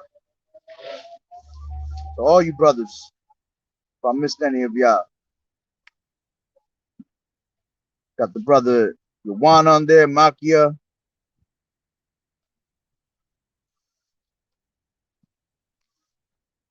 He said finger licking good. This is Amos 5:18. Woe unto them that desire the day of the Lord. To what end is it for you? The day of the Lord is darkness and not light. All right. Yeah, the day of the Lord is darkness and not light. You people got a certain picture painted in your mind, thinking that Yahweh Bashem Yahushua is about to come with rainbows and butterflies, man. All right. He not coming with rainbows and butterflies, man. He coming with straight destruction. Yahweh Bashem Yahushua is a man of war. Exodus 15:3, man. He's a man of war. All right. As a matter of fact, let me grab that. And Revelations. And in war, he does judge, KJV. And in war, he does judge, KJV, Revelations. This is 19 and 11. Revelations. And I saw heaven opened, and behold, the white horse, and he that sat upon him was called Faithful and True. And this is talking about Yahushua. All right, that white horse represents Yahushua. All right, going into the 6th chapter of Revelation, it talks about the horses, the 4 horses. All right, you had the white horse, which was Yahushua, the red horse, which represented Esau, the black horse, which represented the society, the collapse of this place, also going into slavery. All right, and then you had the pale horse, which was that famine. All right, matter of fact, that's another one I should have brought out for the famine. All right, that goes into famine. This place being destroyed. And then it says, and he that sat upon him was called Faithful and True, and in righteous he does judge and make war. You see, makes war. What did he say in Matthew 10:34? Think not that I come to bring peace. I come not to bring peace, but a sword. All right, division. All right, you got Ecclesiastes 33, where it says the life is set against death. All right, the sinner against the godly. All right, that's that division that's being brought up out here, man. That division of who's part of the elect, all right, who are written in the book of life, and who are the wicked that's going to be destroyed. All right, there's only 2 you can choose from: life or death, godly or sinner. You see? So he's coming to bring division. That sword is to cut. Also, that sword is to bring destruction. And it says, in his eyes, this is 12, his eyes were as a flame of fire, and on his head were many crowns. And he had a name written that no man knew himself. And he was clothed with a vesture dipped in blood, and his name is called the word of Yahweh B'Shem Yahushai, man. The word of power. And that's talking about Yahushai, man. All right. He had that vesture dipped in blood, right? Because it represented all the slain of the Lord, man. That's why it says the slain of the Lord shall be many. All right. He came down. What? Who is this that come with dyed garments from Basra? All right. To bring it upon who? You know, these Idumeans. These damn white people out here, man. Which is the devil that the Bible speaks of.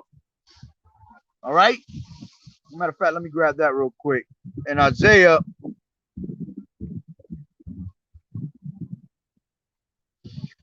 63:1, who is that cometh from Edom with dyed garments from Basra? This that is glorious in his apparel, traveling in the greatness of his strength.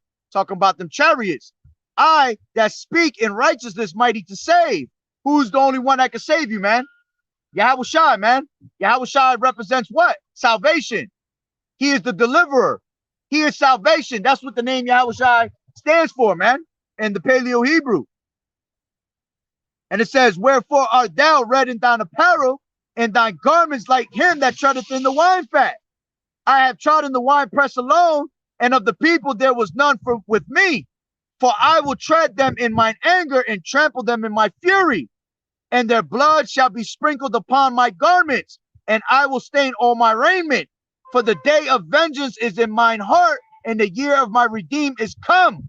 And I looked, and there was none to help, and I wondered that there was none to uphold. Therefore my own arm brought salvation unto me, and my fury it upheld me. And I will tread down the people in mine anger, and make them drunk in my fury. And I will bring down their strength to the earth. You see? So Yahweh B'Shem Yahushai is coming to bring great judgment, great death upon this place, man. Everybody's going to bow down to the slaughter, man. If you don't bow down to Yahweh B'Shem Yahushai now and acknowledge who's your true powers and that there is no God beside them, okay, you are going to bow down to the slaughter in that time, man. Going back to 2nd Ezra 16. Actually, Salakia, I was in 15. See if I had something else in 15. And as a matter of fact, what the brother brought out, yeah, that's what I was reading. Amos, all right? 5:18, woe unto you that desire the day of the Lord. To what end is it for you? And the day of the Lord is darkness and not light. Absolutely. It's darkness and not light. As a matter of fact, let me go into that. Amos. Let me go to 9 real quick.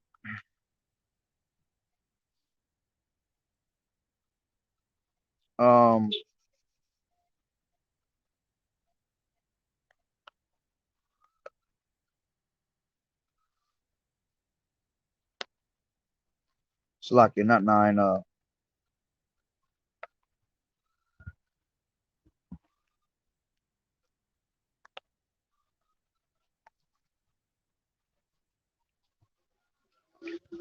Amos 3:6. Shall a trumpet be blown in the city, and the people not be afraid? Shall there be evil in the city, and the Lord has not done it? Surely the Lord Yahweh will do nothing, but he revealeth the secrets unto the servants, the prophets. The lion has roared, who will not fear? The Lord has spoken, who can but prophesy? And that's all we can do. You can do nothing against the truth before the truth, man. All you can do is prophesy out here, man. If you're not prophesying, you ain't popping. All right, that's where it's at right now, man. Because by you prophesying the end of this place, man, Lord willing, Yahweh B'Shem Yahushai have mercy upon you, and you are to be able to be worthy to be on them chariots, man. You see? So Yahweh B'Shem Yahushai is the one that's bringing this destruction upon people, man. Good and evil. All right? He controls everything. Isaiah 45:7. All right, I form the light and create darkness. I make peace and create evil. You see, I Yahweh Ba'Shem Yahushua do all these things. He kill, he make alive. All right, he wounded, he healed. Now going back to what the brother had, Amos 5 and 18. I wanted the one underneath that, 19. And it says, because this is all part of Jacob's trouble. I'll read it from 18 again. Woe unto you that desire the day of the Lord. To what end is it for you? The day of the Lord is darkness and not light, as if a man did flee from a lion, and a bear met him, and went into the house, and leaned his hand on the wall, and a serpent bit him. Shall not the day of the Lord be darkness and not light? Even very dark, and no brightness in it. You see? And Yahweh Ba'Shem Yahushua gonna have people in predicaments like that, man. You're gonna be fleeing from a bear, big ass Yogi the bear, trying to talk to you and have a conversation. You running from his ass, okay? And then you're gonna run into a lion. You're gonna dip and dodge the lion. All right, you're gonna walk into a home, put your hand on the wall, and a snake bites you. You see? That's the things that people gonna be going through in these last days, man. Escaping one thing, going to another, so eventually Yahweh Ba'Shem Yahushua gonna get you, man. It's gonna be like that movie, The Final Destination, man. You see how in the movie they were always trying to escape death, but death kept coming. You see? You're not gonna escape your judgment. You're gonna be caught up at one point. And Yahweh Ba'Shem Yahushua is a character, man. He might put your ass in a horrible situation when you almost died, but keep you alive in that. You see? Just for you to suffer even more. That's why if you're a proud person, man, you need to get that fucking pride out of your damn head. Yahweh Ba'Shem Yahushua don't like proudful people, man. That's why when the time comes for them ICBM missiles, imagine that. You such a prideful person that you're going to be going through all types of shit during Jacob's trouble, running, you break your damn leg, fucked up ankles, you can't run no more. You come and get gnawed up by a damn bear, but he still keep you alive.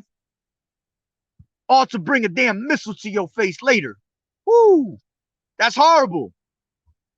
That's why you got to fear Yahweh Ba'Shem Yahushua, man. Through the terror of the Lord, we persuade men. All right? When we come out and preach this word, you're supposed to be afraid of Yahweh Ba'Shem Yahushua. But see, Esau got y'all so warped up in your mind that y'all forgot what fear is. All y'all fear is him. The shit you're not supposed to be fearing, you fear. All right? Esau ain't nobody, man. Yahweh Ba'Shem Yahushua controls Esau. That's why I tell you in the scriptures, fear not him that can kill the body, but fear him that can kill both the body and the soul. All right? See, Esau can't do nothing to your spirit, to your soul. It don't belong to him. Yahweh Ba'Shem Yahushua is the father of spirits. Okay?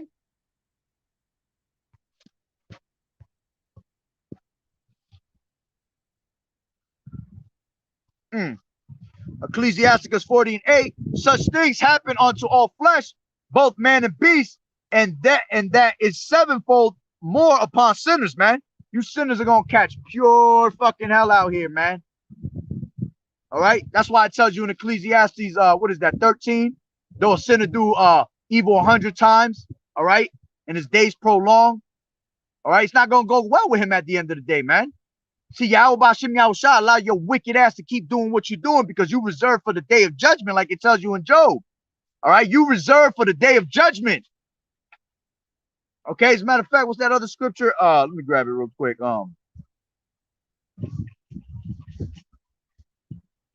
And he created the evil even for the day of destruction, KJV. Yep. Proverbs 16:4, the Lord Yahweh Ba'Shem Yahushua has made all things for himself, yeah, even the wicked for the day of evil. All right, which that's really going into a lot of these damn Edomites. All right, but for you 2/3 too that want to play Daddy Esau's role. All right, John 8:44, ye are of your father the devil, and the lust of your father you shall do. Okay. Put this down.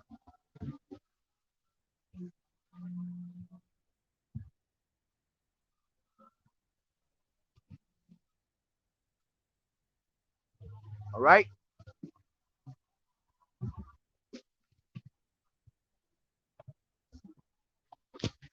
49, death and bloodshed, strife and sword, calamities, famine, tribulation, and the scourge. All right. These are all things set up for you, man. For you wicked ass people that want to hearken on to this, that don't want to hearken on to this word. Especially you so-called Negroes, Latinos, and Native American Indians. That's what Jacob's trouble is about. Who was Jacob, man?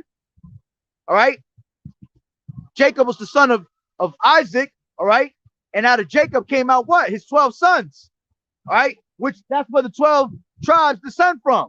So Jacob's trouble is for you so-called Negroes, Latinos, and Native Americans, man.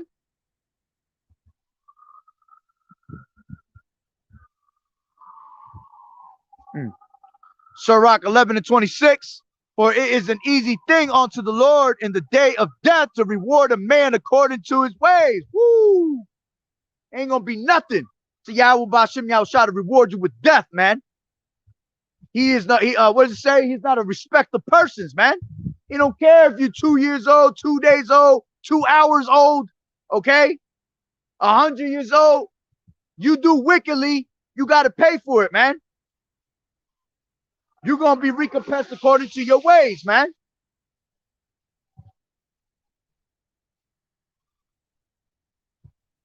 Matter of fact, I was thinking of a certain scripture too. Damn, what was it? I just forgot. Hold on. Let me see if it's in my notes.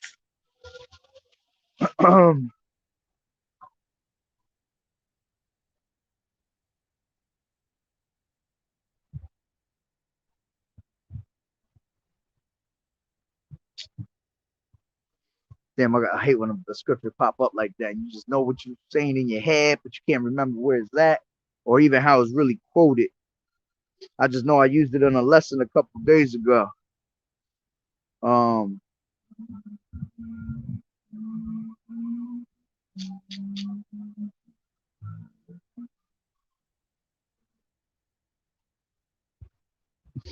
wait, it's popping up. I think it's in Revelations.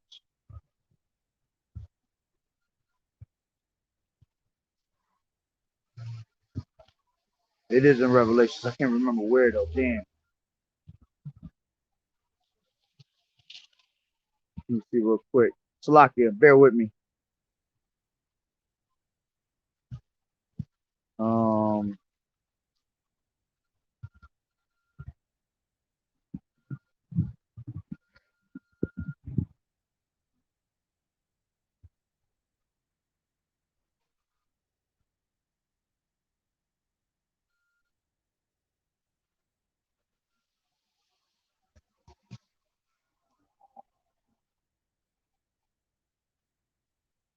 Damn, I can't remember where it's at, but another one just popped up in my head. I know where that one's at.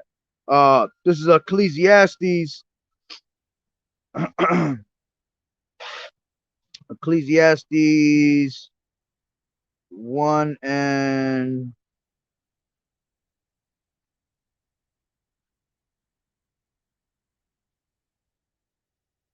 oh no, not 1, Salakia. 12 and 14. And it says, and Yahweh shall bring every work into judgment with ever secret Salakia. For Yahweh shall bring every work into judgment with ever secret thing. It looks like it should have been every, but they put ever. With every secret thing, whether it be good or whether it be evil. All right. So judgment is going to come upon you, man. You can't escape the judgment of Yahweh Bashim Yahushai, man, at all. All right. Even those that have died, if you die right now, all right, you're going to be risen up in the last day. When before Yahushua come, you're going to be risen up. And if you were wicked, you're going to catch a missile. All right. You're still going to be judged again. All right. The dead is going to rise. But if you were one that was righteous, the dead is going to rise and be up on those chariots first. If you were wicked, the dead is going to rise and you're going to catch a judgment of the missiles, man. All right. That's a double whammy for you. And if you were Israelite, then you're going to wake up in the kingdom of shame.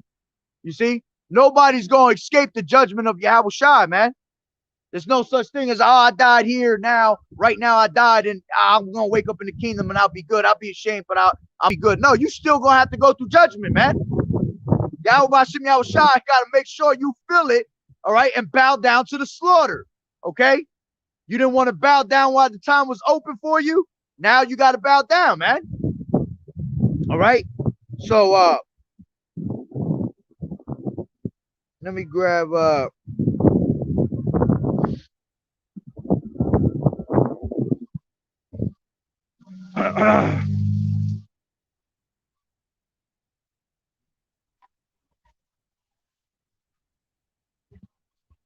yeah. Oh, okay. Hold on. I got it right here. As a matter of fact. There you go. The water Yahweh Bashim Yahweh Shai. It was in the same exact it was in the same Revelation. Well, that's why I was looking. Revelations 20 and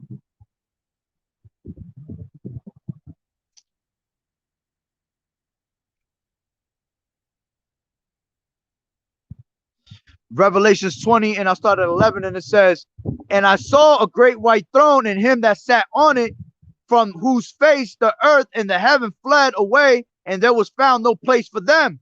And I saw the dead, small and great, stand before Yahweh, and the books were opened, and another was opened, which is the book of life. And the dead were judged out of those things which were written in the books according to their works. And the sea gave up the dead which were in it, and death and hell delivered up the dead which were in them, and they were judged every man according to their works. And death and hell were cast into the lake of fire. This is the second death. And whosoever was not found written in the book of life was cast in the lake of fire. You see? So you better hope that you're written in the book of life, man. And if you die, all right, you pretty much just finished off your course, but your works follow you. Okay, as a matter of fact, let me grab that real quick.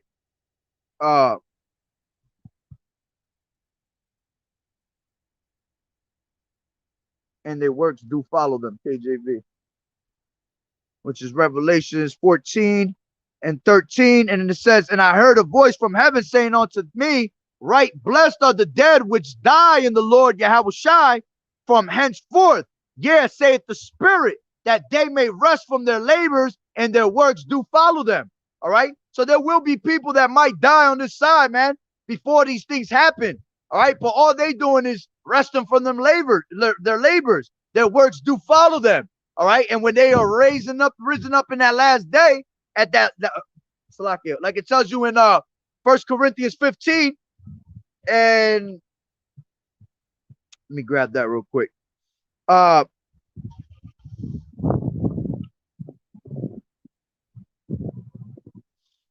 Corinthians 15 and I think it's like 54. 52, and it says, in the moment, in the twinkling of an eye, at the last trump, for the trumpet shall sound, and the dead shall be raised incorruptible, and we shall be changed. All right, because the dead is going to rise first. All right, matter of fact,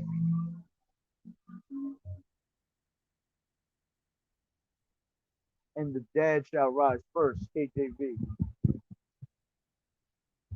1 Thessalonians 4 and 16.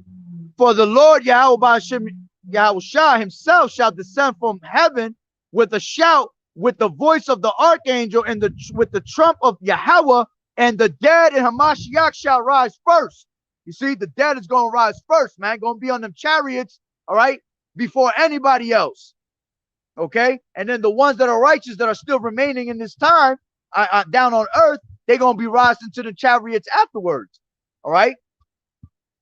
So if you're not written in the book of life, all right, you're going to be risen up just to be destroyed again. Just to be put back to night. All right, which you don't go to sleep. Okay, I had a bug out that was posting some crazy shit talking about, oh, you don't go to heaven or hell, you just go to sleep. All right, no, your spirit goes back to Yahweh Shai, man. Yahweh Bashim Yahweh Shai. Your body turns into dust, goes back into the earth. All right, and then when Yahweh Bashim Yahweh Shai is usually after 3-4 generations, all right, you put into a new body and you come back reincarnated, man. All right, as a matter of fact, it tells you that in Psalms. Let me grab that. Psalms 104. All right, Psalms 104. And where's it at?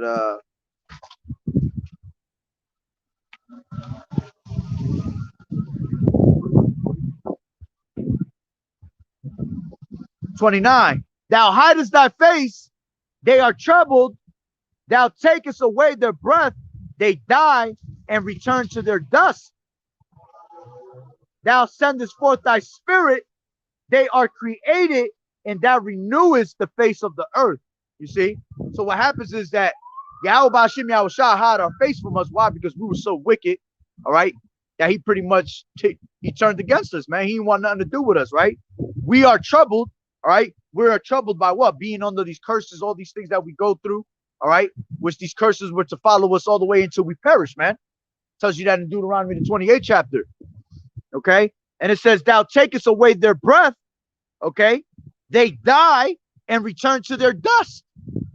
Thou sendest forth thy spirit, all right?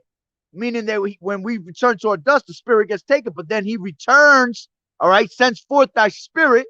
They are created, okay? And thou renewest the face of the earth, you see?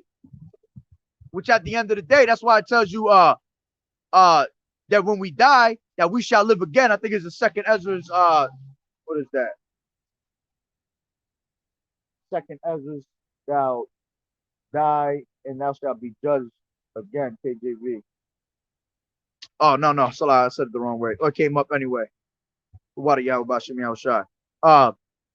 Second Ezra 14 and 35. For after death shall the judgment come, when we shall live again, and then shall the names of the righteous be manifest, and the works of the ungodly shall be declared. Woo! As a matter of fact, that goes exactly with what I was just talking about.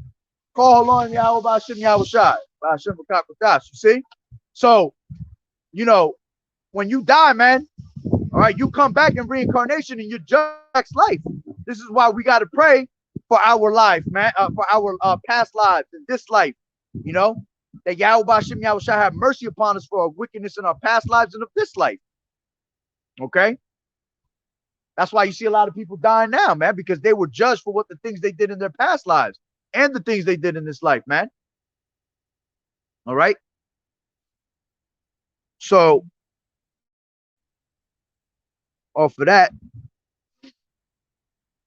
oh, that's why I went into all those off of the scripture.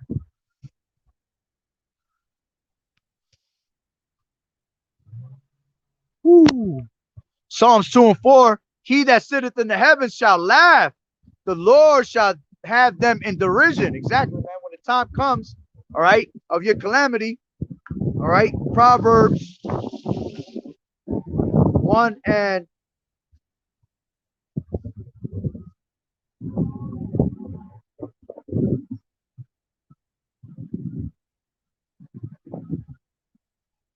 22. How long, ye simple ones, will ye love simplicity, and the scorners delight in their scorning, and fools hate knowledge? Turn you at my reproof. Behold, I will pour out my spirit unto you. I will make known my words unto you, because I have called and ye refused. I have stretched out my hand and no man regarded. But ye have set at naught all my counsel and would none of my reproof. I also will laugh at your calamity. I will mock when your fear cometh. So Yahweh Bashim Yahushua gonna laugh at you in that day, man. All right? When he have you doing all types of crazy ass shit, all right, looking like a damn fool, he gonna laugh at you, man. He gonna mock you. You see, you wanted to laugh at the prophets. You wanted to mock the prophets. You wanted to scoff the prophets. See, don't you know when you do that, you're actually laughing, scoffing, mocking Yahweh Bashim Yahushua, because Yahweh Bashim Yahushua speaks to his prophets, man. That's why it tells you that whosoever shall offend one of his little ones, all right, it was better that he had hung himself with a great millstone around his neck. That's the worst thing you could do, man. One of the worst things you could do is put your hands on us, man. He said, touch not my anointed. Why? Because we're the apple of his eye. So there's consequences for things like that. And though it doesn't happen right away, all right, it will happen eventually.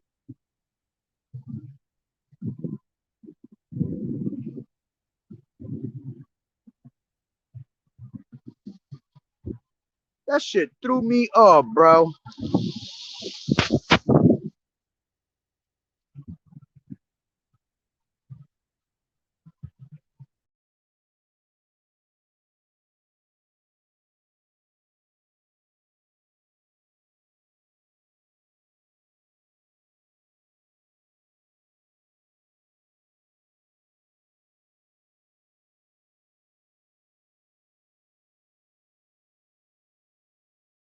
Salakia. Yo, Esau mad as hell right now. Woo, Esau mad as hell right now. The water Yahweh Bashim Yahushua for letting me be back on here though. Yeah, that shit was crazy. That shit just threw me right off. That was bugged out. The water Yahweh Bashim Yahushua for letting the live still run.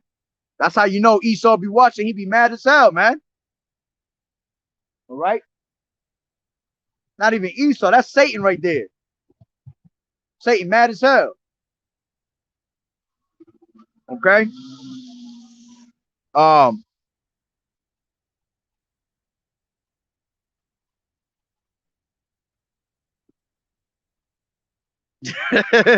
He said, I heard you don't go to heaven or hell. You go to Abraham's bosom. I heard that one before too. Brother made a video on that. He said, wake up from the dead just to be Sarah O'Connor. Live stream still good? All right, Con. Yeah, they be bugging, man. Oh, I'll bring that out. Proverbs 13:13. Whoso despiseth the word shall be destroyed, but he that feareth the commandment shall be rewarded. Exactly. All right. Your labors of love, man, they don't go unrecognized, man. All right. Yahweh Bashim Yahushua said, what? He is not to forget your labor of love for this word, toward the ministry. Okay. This is why we got to be steadfast and unmovable, man. For our labor is not in vain. These works will follow us, man. Matter of fact, in the kingdom, man, we're going to be written in the book. We're going to be showing our kids the book. And then we're going to be teaching Esau. The same way he tried to teach us his bullshit history. Now you're going to learn about our history. All right. You're going to have to read about your damn self, how you were destroyed. You see? That's right. This is James. I said James, Salakia. It says King James on it. That's why. Hebrews 10:31. It is a fearful thing to fall into the hands of the living power. Exactly. That's why when the time of Jacob's trouble come, all right, it's going to be a fearful thing to fall into the hands of the living power. If you being wicked, if you part of them 2/3, man, this is going to be crazy for you, man. All right. Imagine, Yahweh Bashim Yahushua, I say this all the time in my videos. He turn your ass into a pretzel, Auntie Anne's pretzel, twist it up, keep your ass alive. All right. Have you walking like that too. Going into some shit.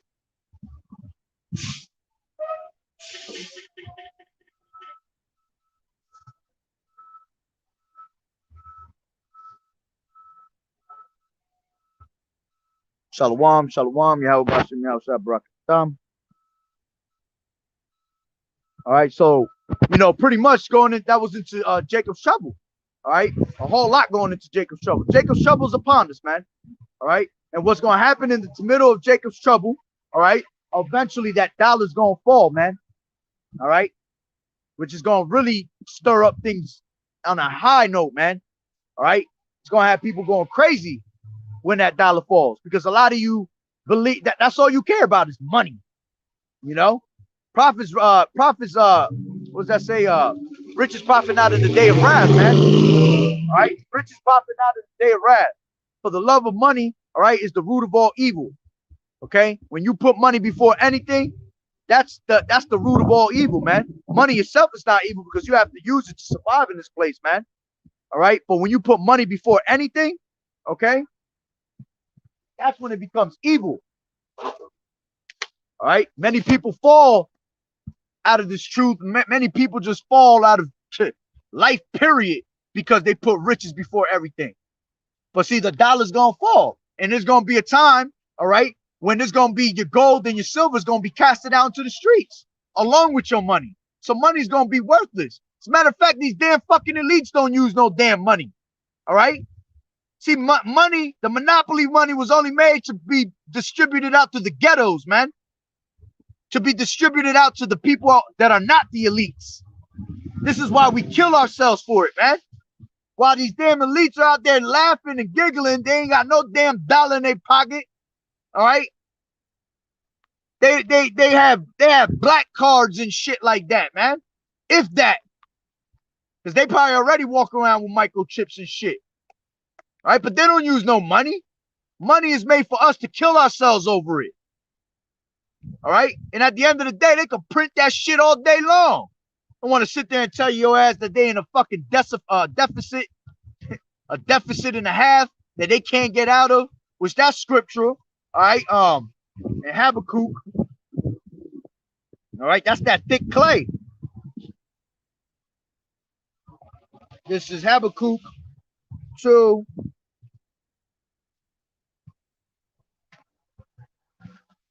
And I'll start from 4. And it says, but his soul, which is lifted up, is not upright in him, but the just shall live by faith.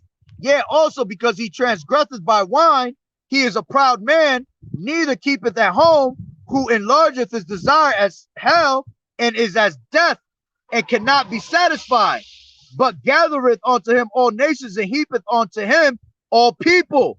Shall not all these take up a parable against them, and a taunting proverb against him, and saying, who to him that, Salakia, woe to him, woe to him that increaseth that which is not his. How long? In him that laddeth himself with thick clay. You see? And that's what that thick clay is right now, man. That whole deficit that we in, what is it? It's like 30 trillion. What the hell is the number? I forgot what the hell the number was, man. That's lies, man. Bullshit. All right. That's all part of them trying to get, more out of you, bringing a reason to bring in hyperinflation. All right. Hyperinflation always happens when we're in the middle of wars. That's how you know World War III about to pop off, man. All right, but this damn devil's greedy. Everything around him is not his. All right, he increases everything by his riches. All right, that's why it tells you in let me grab that real quick.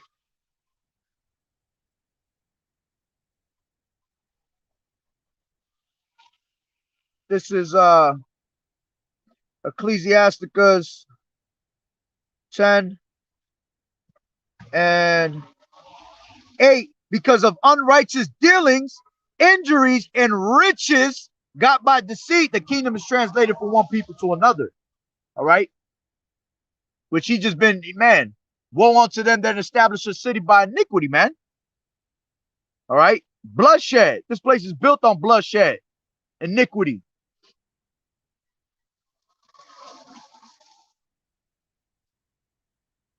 That's the spirit. See, brother, put it up.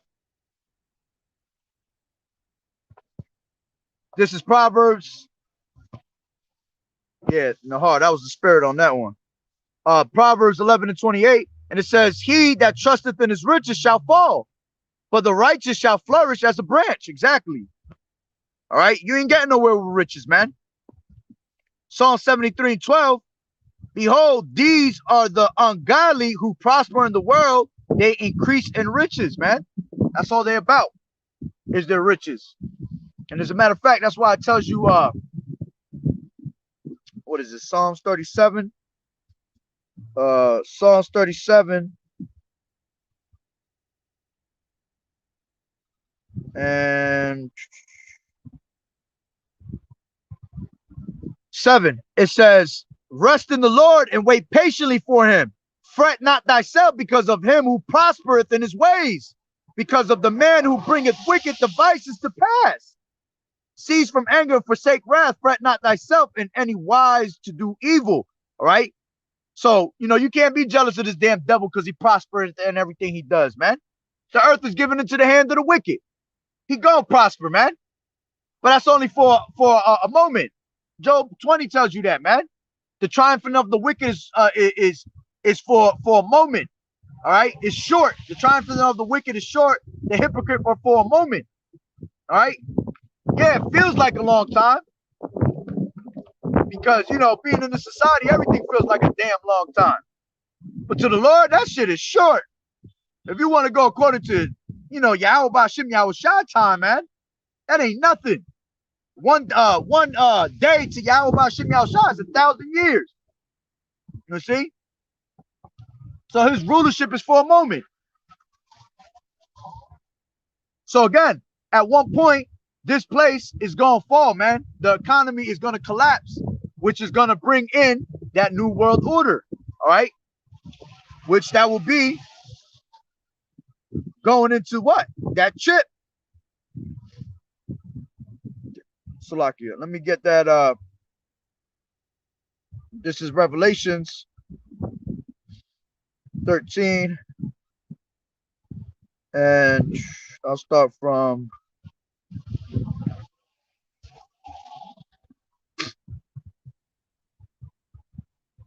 I'll start from 11. And it says, and I beheld another beast coming up out of the earth, and he had two horns like a lamb, and he spake as a dragon. All right. Two horns going into, the Democratic, the Republicans. All right. And then it says, and he spake as a dragon. All right. Which this devil speaking them draconian laws as we speak right now, man. All right. Unrighteous decrees being pushed upon you, man. And then it says, and he exerciseth all the power of the first beast before him, and he causeth the earth and them which dwell therein to worship the first beast whose deadly wound was healed. All right. Going into what? The ancient Roman pagan empire, man. All right. Which there are today, all right, is the revival of the Roman Empire. You see? Which it will go into, NATO, EU, okay? That beast. 13, and it says, and he does great wonders so that he maketh fire come down from heaven on the earth in the sight of men, and deceiveth them all that dwell on the earth by the means of those miracles, which he had power to do in the sight of the beast, saying to them that dwell on the earth that they should make an image to the beast, which had the wound by a sword and did live. All right. And again, that's going into that revival empire, man. All right. Because, going into when the sword was brought down, all right, there was at one point where there was 1,000 years where they didn't matter of fact, let me grab it. Revelations 20.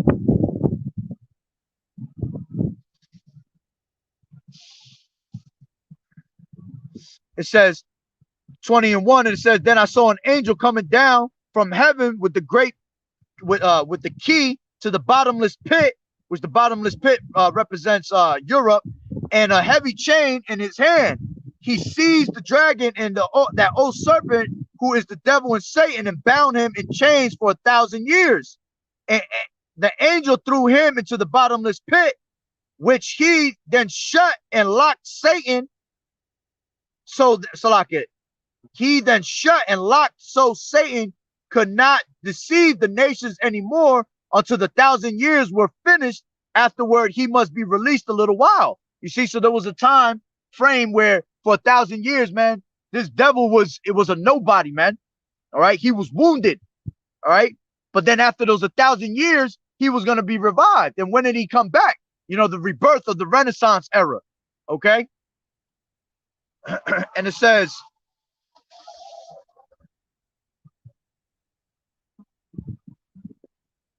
let me read that again. 3, that angel threw himself into the bottomless pit.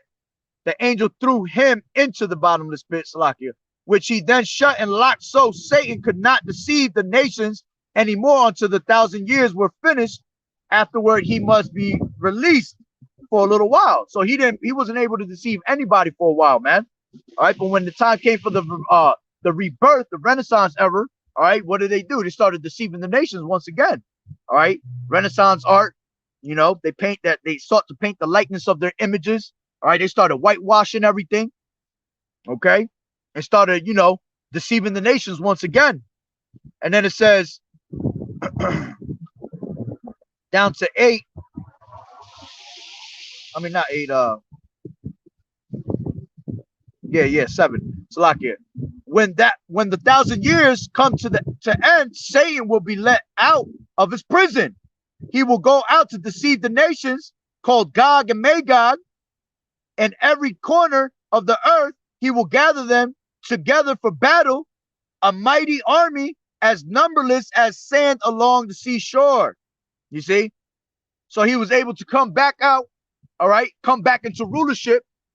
All right, and that goes again. That will go into the times of when I was reading earlier, Malachi 1 and 4. All right, they will start to rebuild the desolate places and things like that.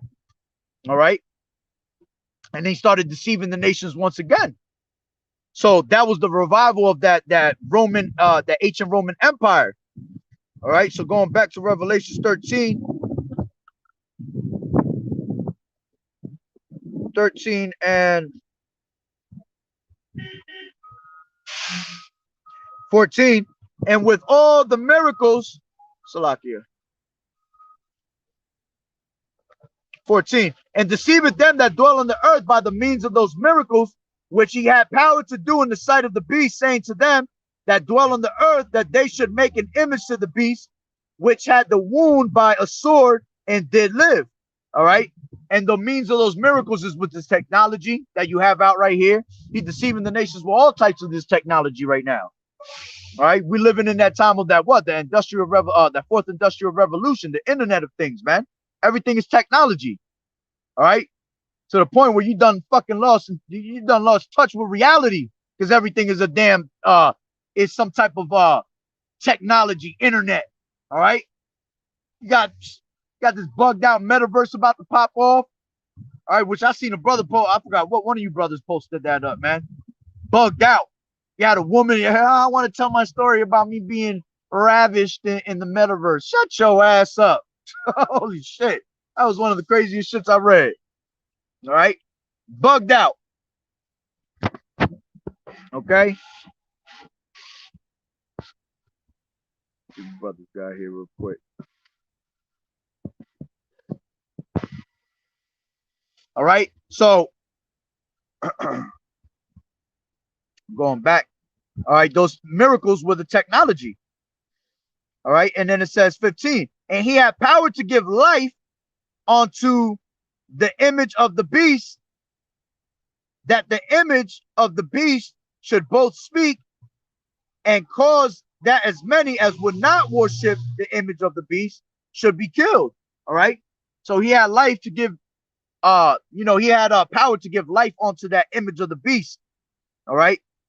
The old ways. Okay. The image. Think about it. Let's go into that. All right. He, okay. Who's the he? Esau. These top banking families, man. These banking families are the ones that rule the world. Job 9:24. The earth is given into the hand of the wicked. The ones that rule the world is the top banking families, man. 13 bloodlines. Okay. They are the ones that are, man, they got these secret societies, the Illuminati, all right? Which they are the Illuminati that have wisdom on the wicked side, man. They get all their power. All right, let's get that. This is man, for real. Oh, I'm dying. Oh yeah, word. Slocky, let me put my stop raining.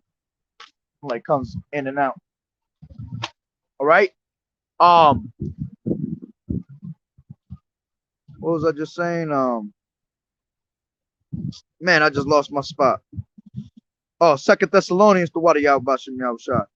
2 Thessalonians 2 and I think it's 9. Yep, and it says, I started 8, and it says, and then shall that wicked be, you know what? Let me start down from 4. All right. And it says, who opposeth and exalteth himself above all that is called God and that is worshipped, so that he as God sitteth in the temple of God, showing himself that he is the Most High. This damn devil thinks that he's the Most High, man. She was virtually ravished. That shit just sound crazy, bro. All right. So this devil think he is the Most High. How does he think he the Most High? By taking control of everything, trying to manipulate the weather, man. Take people and turn them into cyborgs, transhumanism. All right. By them having control and putting that microchip in you. All right. Which our bodies are temple. We are the temple of the Most High. All right. Of Yahweh Bashim Yahushai. So he wants to sit in the temple of the Most High. All right. He wants to sit in you with that microchip, man. Being able to see your every move. All right. When you go to take a shit, you can't take it unless he's there with you. You see? Everything you can't go out there and finesse your woman without him being there with you. Okay? You can't do nothing in society without this damn devil knowing your every single move. Okay? So he wants to sit in the temple of the Most High, which will be us, to control us, have complete control over us, man. And we're in a time where, man, you see how these people are hacking all types of shit. So imagine him with that technology in your body. That damn devil will be able to hack your ass, man. You see? He wants to know your thoughts. That's crazy that somebody could know your thoughts. All right. So it says, remember ye not that when I was yet with you, I told you these things, and know ye not, and now ye know what withholdeth, and he might be revealed in his time. And he is being revealed, man. Jeremiah 49, man. Esau has been made bare, man, that he cannot hide himself no more. Which he is that son of perdition. He is that wicked that's being revealed right before your eyes through the spirit and power of Yahweh Bashim Yahushai, man. See, we would not be able to tell you these things unless Yahweh Bashim Yahushai has given us the secrets to tell you. That's why all praises go to Yahweh Bashim Yahushai always, man. And then it says, for the mystery of iniquity does already work. Only he who now letteth will let until he be taken out of the way. And then shall the wicked be revealed, whom the Lord shall consume with the spirit of his mouth, which is the prophets, and shall destroy with the brightness of his coming. All right. Yahushai. And it says, even him whose coming is after the working of Satan with all power and signs and lying wonders, and with all deceivableness of unrighteousness in them that perish, because they receive not the love of the truth, that they might be saved. And for this cause Yahweh shall cause them strong delusion, that they should believe in a lie. And these people, these 2/3, y'all believe in lies, man. Okay? You believe in lies, man. That's why I say, if the gospel be hid, which is what 2 Corinthians 4:3, if the gospel be hid, it be hid to those that are lost. All right? Who the God in this world, okay? Let's grab that real quick. 2 Corinthians 4:3, and it says, in whom the God of this world has blinded the minds of them which believe not, lest the light of the glorious gospel of Hamashiach, who is the image of Yahweh, should shine onto them. You see? So the God of this world, who's the God of this world? Esau, man. He has blinded the masses, man. All right? Which ultimately it comes from Yahweh Bashim Yahushai blinding you, man. Okay? Exactly, brother. Just put it up. Strong delusion. You guys are under that strong delusion. And for this cause, Yahweh shall send them strong delusion, that they might believe in a lie, man. Y'all believe in all types of lies. Here it is. We got the truth. We're bringing it out to you. Lord willing, we are those men. And you look at us and like I tell you in Zechariah 11, they push away the shoulder. All right, 7 and 11. Zechariah, they push away the shoulder. All right, they despise the truth. Well, you're going to learn the hard way. Okay, you're going to have to learn by death. Death and pain is how you're going to learn, man. All right, so going back to 2 Thessalonians 2, I'm going to read that one more time. 9. Okay. Even him whose coming is after the working of Satan with all powers and signs and lying wonders, and with all deceivableness, of unrighteousness in them that perish, because they receive not the love of the truth, that they might be saved. All right. So this damn devil, with all his miracles, all his technology, man, that's all after the working of Satan, man. Which Yahweh Bashim Yahushua controls Satan. So this damn devil doesn't even understand himself that Yahweh Bashim Yahushua is the one that is programming him to know this knowledge, man, to have the knowledge of these things, to build this internet, to build this technology, that technology, which I know his damn ass wish he never would have made the damn internet. If that's how this word was to be able to be spread out throughout the four corners of the earth, through the internet, the unicorn. All right, and it backfired on him. That's why soon to be is soon to be taken out. You know, that famine of the words coming. You're only gonna be able to find certain things on the internet. Wicked things. That's all you're gonna find. Things that's gonna bug your ass out, all right, and make you fall for the image of this damn beast of this system. But you ain't gonna find no truth. No, you definitely ain't gonna find no truth. All right. This is Revelations back 13 and what was I? 14. And deceiveth them that dwell on the earth by the means of those miracles which he had power to do in the sight of the beast, saying to them that dwell on the earth, and they that make an image to the beast which had the wound by the sword and did live. All right. And he had power to give life unto the image of the beast, that the image of the beast should both speak and cause that as many as would not worship the image of the beast to be killed. So now that goes into what? That goes into us. All right. The men of the Lord, the believers. All right. They get a title. How? Because you're against the society. So this is why they call you extremists, terrorists. Okay. They call you a criminal. If you're not down with the ways of the society, they say what? He must be killed. He's a problem to our society. Okay, remember what it told you in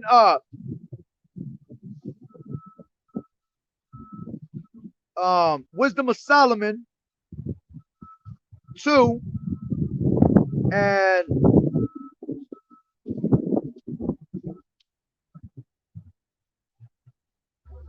10. Let us oppress the poor righteous man. Let us not spare the widow, nor reverence the ancient gray hairs of the aged. Let our strength be the law of justice, for that which is feeble is found to be nothing worth. Therefore, let us lie in wait for the righteous, because he is not for our turn. He is clean contrary to our doings. He upbraideth us with our offending the law, and objective to our infamy, that the transgressings of our education. So they know that we're totally against them, man. Contrary to the things that they want to bring out in this society. Okay, we were made to what? Reprove his thoughts, correct them, reveal him. Okay, it says he professes to have the knowledge of Yahweh, and he causes himself the child of the Lord Yahushua. He was made to reprove our thoughts. He is grievous unto us, even to behold, for his life is not like other men's. His ways are of another fashion. We are esteemed of him as counterfeits. He abstaineth from our ways as from filthiness. He pronounceth the end of the just to be blessed, and maketh his boast that Yahweh is his father. Let us see if his words be true, and let us prove what shall happen to him at the end. For if the just man be the son of Yahweh, he will help him and deliver him from the hand of his enemies. Let us examine him with despitefulness and torture, that we may know his meekness and prove his patience. Let us condemn him with a shameful death, for by niggas is fighting over there. For by us Salakia. Let us examine him with despitefulness and torture, that we may know his meekness and prove his patience. Let us condemn him with a shameful death, for by his own saying he shall be respected. Okay, you see? So because we don't want to be down with this society, all right, what's going to happen is they're going to seek us to put us down. to put us down to death, man. Why? Because we're exposing them. All right. We're pretty much opening minds. Man, them niggas fighting over there behind that bus. I can hear him yelling. Basically, we're opening up the minds, all right, to the truth, to the madness. So this is where they put you in a category instead of actually going after you individually, which that would take a whole lot of energy out of them. All right. They pretty much put these different names upon us. Okay. And out of all the names, they'll actually grab one huge name. Okay. And that's what you're called, going into like extremists. All right. You're an extremist. But off of extremists comes what? You are against the ways of the society, so you are a danger to the society. Okay. You are you a threat to society, basically. Okay. You got damn, I was thinking of another one. You're a what do you call those conspiracy theorists? Okay. So with all these different words, okay, with all these different words, it had to be Edomite. It was an Edomite. All right. Yep, that was another one I was gonna say. Black Hebrew Israelites. All right. Project Megiddo. Exactly. You can look these things up, man. We're on a list, which none of us is black. All right. We different shades of brown. But see, they come up with these words and then slap that shit on you, man. All right. Yeah. We got Hispanic Hebrew Israelites. All types of bugged out shit. But with all those different names, they just gonna put on top of it extremists. That bus driver about to come out and whoop his ass.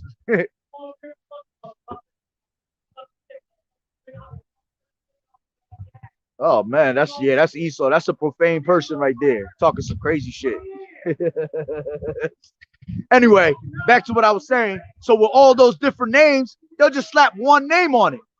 And then they'll brainwash the masses, all right, to make you believe that that's what we are, that we crazy. We are a threat to society, that these people need to be taken off the streets, all right, that these people have to, they're bringing up, what was it they said?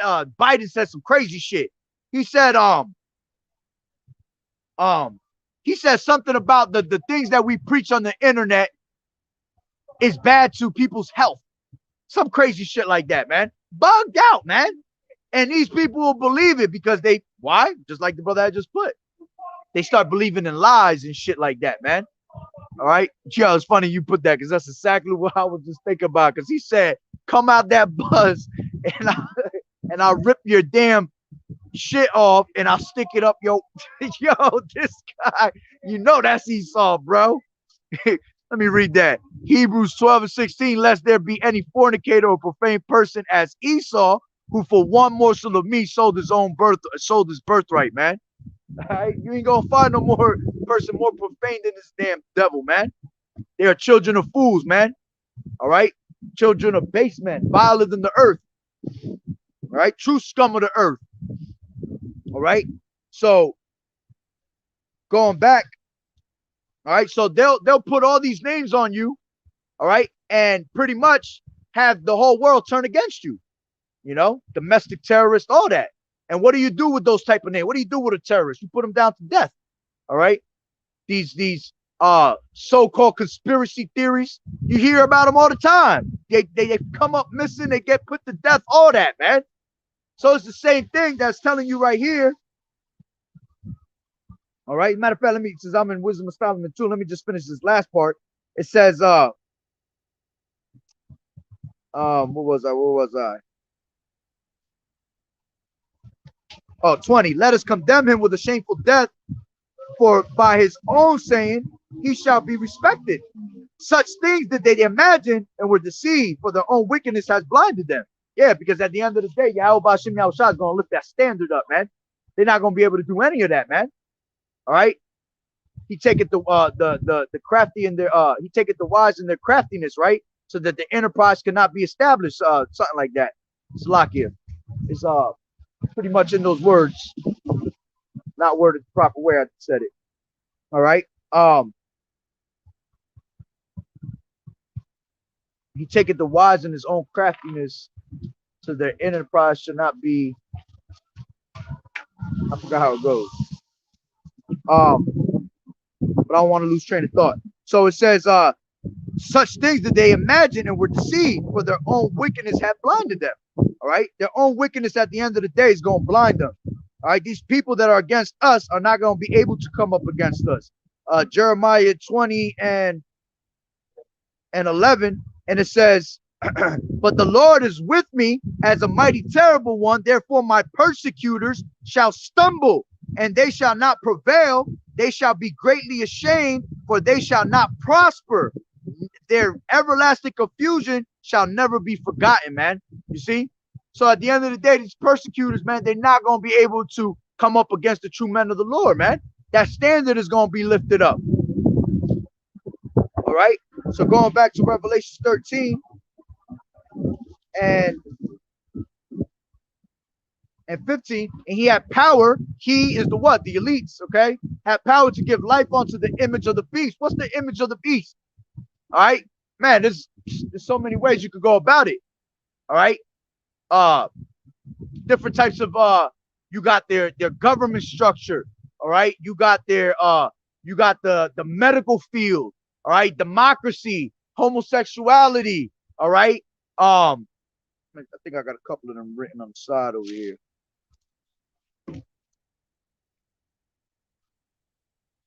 This is on the side.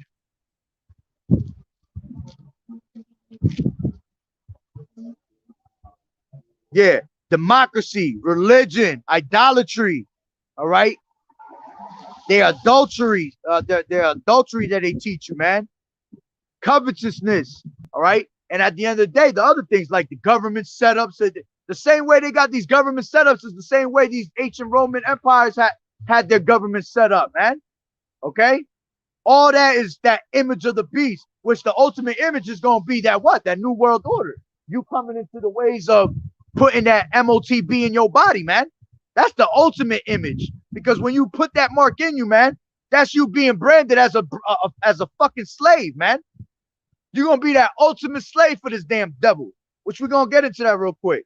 All right. And it said he had power to give life unto the image of the beast, that the image of the beast should both speak and cause as many as would not worship the image of the beast should be killed. All right. So those that are against the ways of the society, not down with their image, all right, they're going to be looking for them to be put down to death, man.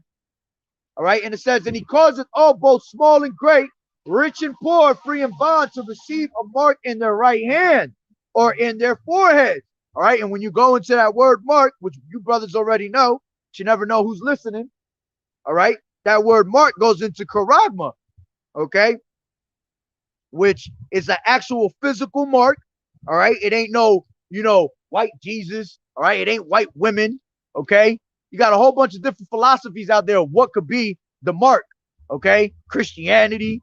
No, it ain't none of that, man. It's an actual physical mark, man. We live in the fourth industrial revolution, the Internet of Things. So it's going to be an actual device. Okay. RFID chip, man. And then it says, mark, charagma. It says a stamp or imprinted mark of a mark stamped on the forehead or on the right hand as the badge of the followers of the Antichrist. All right, the anti-Hamashiachs. Anybody that's the anti-Hamashiach, okay, is those that are against this truth, against Yahushua. All right. So by you putting this badge, okay, taking this damn mark, it's showing that you are against Yahushua. That's right. Woo. Facts. Facts. As a matter of fact, let me bring that back. Let me bring that out since you brought that out.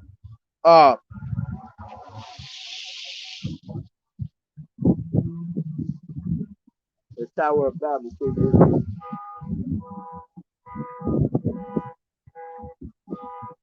This is Genesis 11 and And it says, and the whole earth was of one language and of one speech. You see? And this is talking about the time of the Tower of Babel, like the brother brought out. All right. Because pretty much that's what they're trying to do. They're trying to what's the word I'm looking for? They're trying to do the same exact thing, how everything was in one speech. All right. What did it say? It was in one language, one speech. All right. That's how the New World Order is. Everything is one. Everything is one, united in one nation. All right. They want to be speaking basically one language, the same thing. All right. New World Order going all into being one God that they worship. You see? So it goes back to the times of the Tower. Exactly. World unity. All right. They're trying to copy of what was in the times of those days, man. Which in the Tower of Babel, that's how we got these different languages. All right. And in that process, all right, that remnant was always saved. Believe it or not, all right, that Lashawan Kadash continued on, man. That's right. Yep. Word unity, which is technical Satanism. Exactly, man. Exactly. So they want us to be all in one. All right. And it's funny because they try to copy what we're supposed to be doing. We're supposed to be what? One accord. All right. We're supposed to have one God, Yahweh. All right. In the name of Yahweh Shai. You see? This is how you know that he's trying to be the Heavenly Father, man. He wants to do the same exact thing. And this is how you know they read the scriptures, man. That's why if you ever watch that movie, The Book of Eli, man, I love that movie. I watch that movie all day. All right. You see how the damn devil, all right, said that it's just not a book. All right. With that book, he was able to control the masses. This is how they're able to control you today. Because they have the book in their hands, man. They know the truth to those scriptures. All right. So they know how to, they know how to move in their society accordingly. Okay. So going back, all right. Charagma, a stamp and imprinted mark of the mark stamped on the forehead or the right hand as the badge of the followers. And you see that, man. You see it is being shown right before your eyes, man. All right. As a matter of fact, now that I'm speaking about it, this is how close we are, closer than you think, with the MOT being mandatory. I went to the store the other day, store right down the street from me, little ass gas station store. I was talking to the one guy, and he asked me what he was asking a couple of questions and shit, and I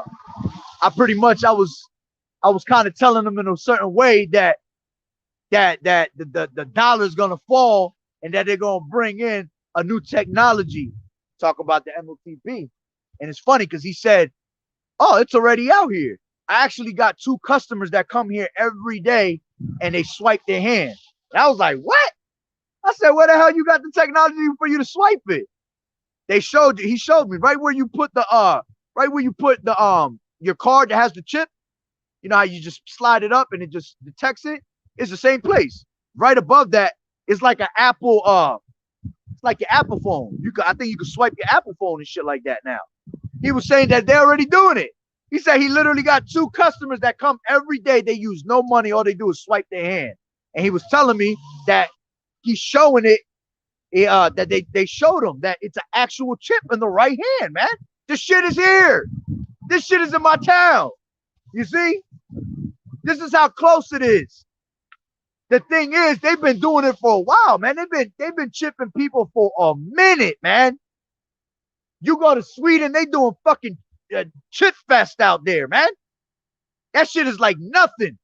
Matter of fact, the one brother from Mississippi camp did a lesson where there was a guy named Hades that was a tattoo artist that has a brand called Flesh, and he actually gives chips, for those that want it. They're out there, man. The thing is that it hasn't been made mandatory. There's people actually out there that you ain't got to fucking make it mandatory too. They just think that shit is cool. Oh, this is some shit. Oh, I'm down with that. They'll tell you this is going to be the new technology. Some people are so brainwashed in technology, man. Exactly. Servitude, man. State of being a slave or completely subject to someone more powerful. Exactly. Their servitude is already there.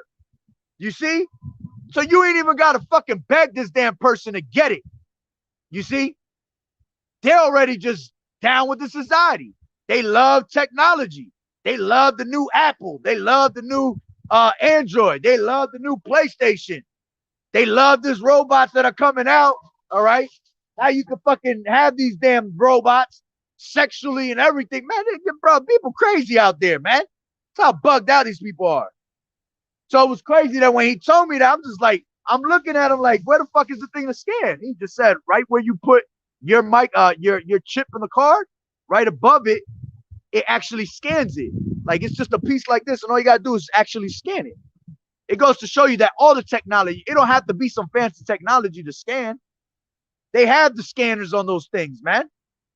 Just think about it like this. When you go to a store and they got to take a tag off of a piece of clothing, all right, what do? They usually go right by the register, and there's like a little spot where they actually scan that, which is all magnets and shit like that. But just seeing things like that, it goes to show you that they have all types of crazy technologies, man. All right. So it's out there. It's been out there. And it's going to be made at one point mandatory. When this dollar falls during the times of Jacob's trouble, all right, of this place, you know, all hell breaking loose, you're going to get an announcement. There will be an announcement on that TV at one point. That, and you see it coming because you got all these other damn countries that don't even want to deal with America anymore. That's why hyperinflation is high, because when hyperinflation comes, it's because the value of your money is fucking dropping, man. All right. So going back, Shalakia shit bugged out and moved out. All right, that word charagma.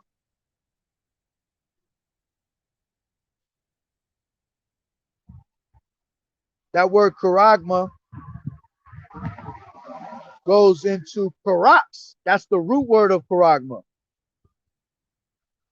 All right.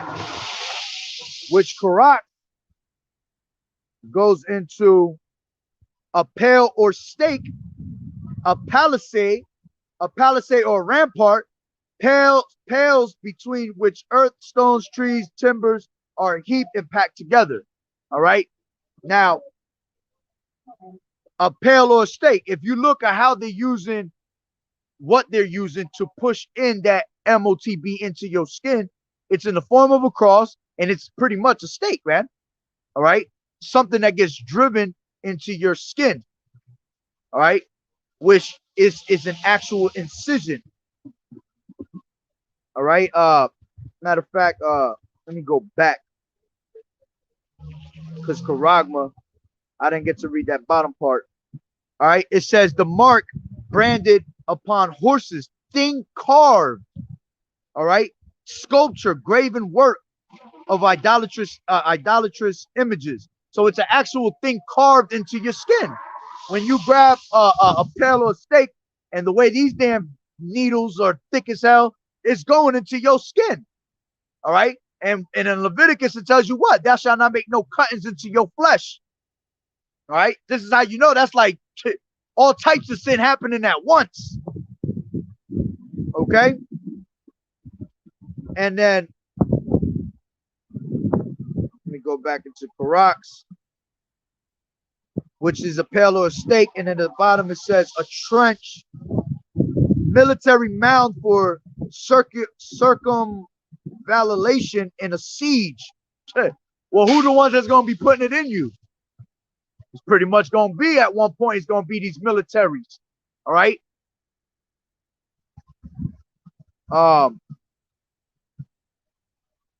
Let me go into let me keep reading it actually.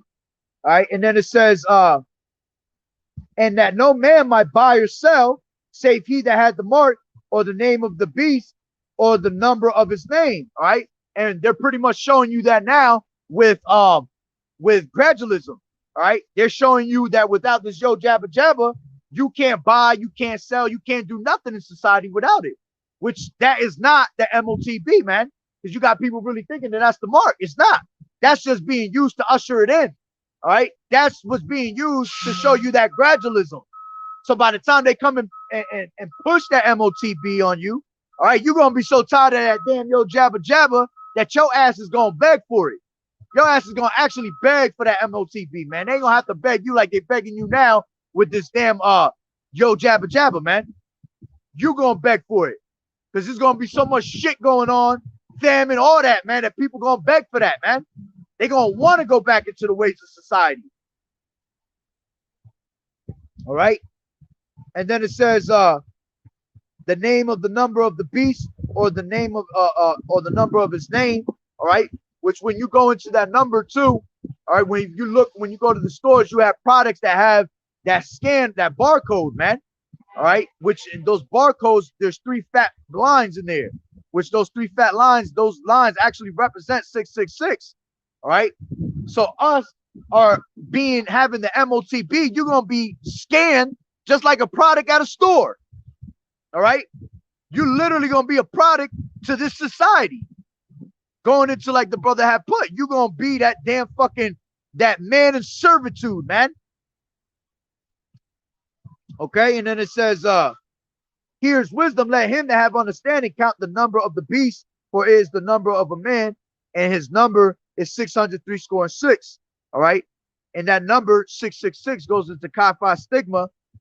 All right, which stigma goes into, let me see if it comes up on here. All right, stigma, I think they don't ever let you see it in here.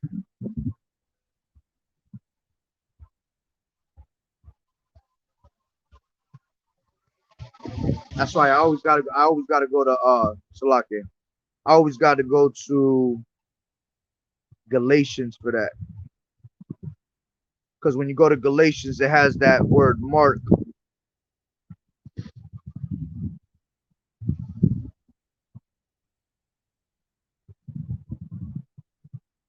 Salakia.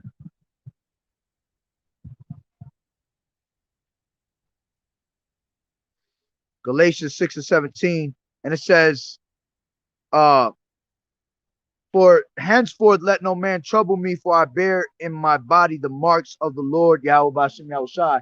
All right, and that's not talking about the mark of what's going on in Revelation 13, but the word mark here, when you look it up, it goes into stigma. All right, that's why I'm going into it. It goes into stigma, which number 666, you know, Chi Phi stigma. All right, stigma goes into, give me 1 second. Stigma goes into a mark pricked in or branded upon the body. All right, to ancient Oriental usage, slaves and soldiers bore the name or the stamp of their master or commander, branded or pricked, cut into their bodies to indicate what master or general they belong to. And there were even some devotees who stamped themselves in this way with the token of their gods. You see? So you getting that stigma in you, that's how you know it's an actual physical mark. All right? That's going to be put on you to brand you as a product of their image, their society, a badge of servitude showing that you are against Yahweh Shai, man. Okay? And it says that they were used for as a token of their gods. Yeah, you putting that in you is showing that that's a token that you serve your god Esau, man. It says a mark pricked in or branded up upon the body. See, it's pricked into your skin. It's physical. And this is what's about to come upon us, man. When that collapse of the dollar happens, this is going to happen right before your eyes, man, which is already here. All right. The ones that are getting is these damn fucking Edomites. These Edomites don't care, which we don't care if you could take 10 of them, take 12 of them. Hell, shit. Put one on your crack if you want. All right. It don't matter. These scriptures don't pertain to you. All right. But to you so-called Negroes, Latinos, and Native American Indians, man, you don't want to do that. All right. Because what did it say in Revelations 19? All right. Revelations, I mean, Salakia, 14. Revelations 14:9. It says, and the third angel followed them, saying with a loud voice, if any man worship the image, the beast in his image, and receive his mark in his forehead or in his hand, the same shall drink of the wine of the wrath of Yahweh, which is poured out without mixture into the cup of his indignation. And he shall be tormented with fire and brimstone in the presence of the holy angels and in the presence of the Lamb. You see? So you're going to have to feel the wrath of Yahweh Bashim Yahushua, man, if you take it. All right? A grievous sword is going to fall upon, I think that's in chapter 16. All right? Yep. 16:1. I heard a great voice out of the temple saying to the seven angels, go your ways and pour out the vials of the wrath of Yahweh upon the earth. And the first went out and poured his vial upon the earth, and there fell a noisome and grievous sore upon the men which had the mark of the beast, and upon them which worship the image. All right. And when you go into that grievous sore, man, it goes into them being pussing out, man. All right. There's gonna be pus coming out your damn hand, pus coming out your damn fucking forehead. All right. What you see, you know it's truth, because you got Elon Musk out there, all right, about to start chipping brains, man. How do you explain that? All right, when you go into that word forehead, it goes into when you go deeper into it, the root word, it goes into behind, because it says the space between your two eyes. But then if you go into the root word of that, it says behind. So what's behind the space between your two eyes? Your damn brain. So they're going to be putting it in your brain, man. All right. But see, we don't have to worry about that. We don't have to worry about these things, because the hour of temptation is going to come upon us, which we're getting close to it. All right. But what did it say in Revelations 3:10? All right. For the hour of temptation cometh upon the whole earth to try them. All right. But what did it say for us? It said that because thou hast kept the word of my patience, I will also keep thee from the hour of temptation. You see, Yahweh Bashim Yahushua is going to be with us in that time, man. He's going to keep us away from those things. That's why you got to throw prayers up all the time. All right, Matthew 6. Lead me not into temptation, but deliver me from evil. All right. So that mark, man, is coming right upon us. And in the presence of that mark, that's how we're going to get World War III, man. You see? That's how we're going to have World War III come about us. Because this mark is going to be tried throughout the whole world. Everybody is going to have to pretty much be brought to the hour of temptation. And a lot of these other nations ain't going to be down with it, man. This is how World War III is going to be brought out, which the beast is already hating the whore, okay? Little by little. But they really going to hate the whore in that day, man. And this is how you're going to have America being made desolate. All right. Isaiah 34 talks about that. Okay. Matter of fact, let me grab Psalms. I mean, not Psalms, Salaki, Jeremiah. I think it's 50. This is Jeremiah.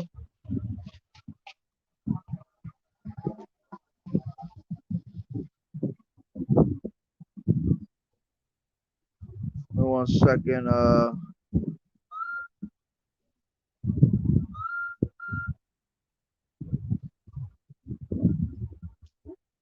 What the hell is this?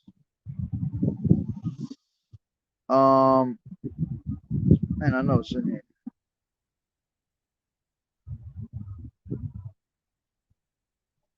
(22) 50 and 22, Jeremiah, and it says, a sound of battle is in the land and of great destruction.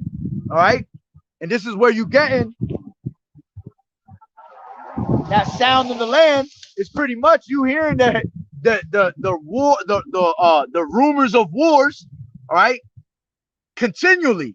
Everywhere you hear on the news, you're hearing about rumors of wars. All right, you hear about another person joining into the war, joining into, if this person does that, then we gonna help this person, all that. All right, that's that sound of battle that's being sounded out, that alarm to the spirit and power of Yahweh Bashem Yahweh Shai, letting you know what time it's about. It's about to be, man.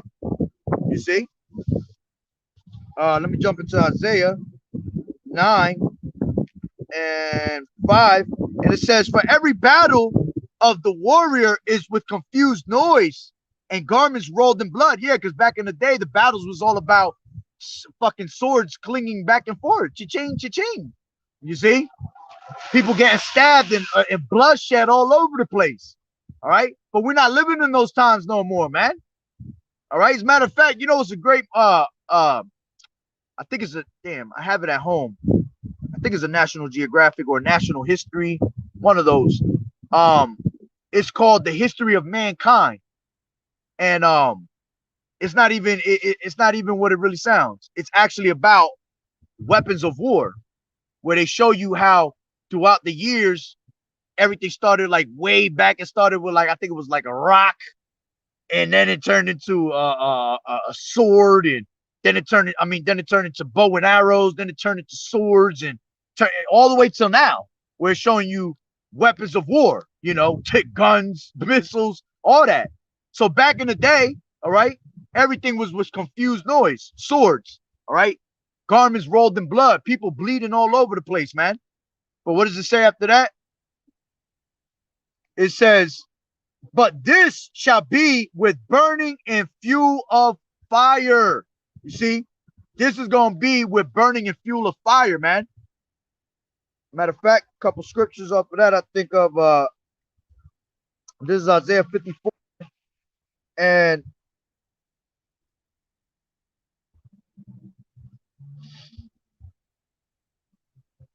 16. Behold, I have created the smith, which is the modern day scientist, that bloweth the coals in the fire, and that bringeth forth an instrument for his work. And I created the waster to destroy. You see? The waster. These motherfuckers, bro.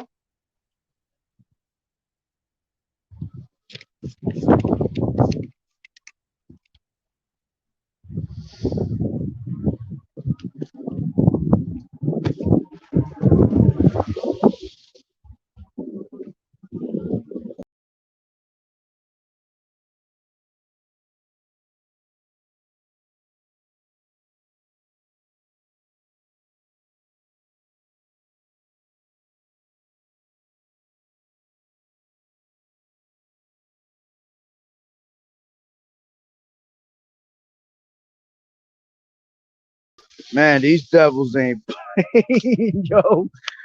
These devils is not playing, bro. They straight kicking me off my lot. I'm surprised I'm actually able to jump back on. That shit crazy, bro. So why do y'all about to me outside again? 3,000 troops. Yeah, look at that.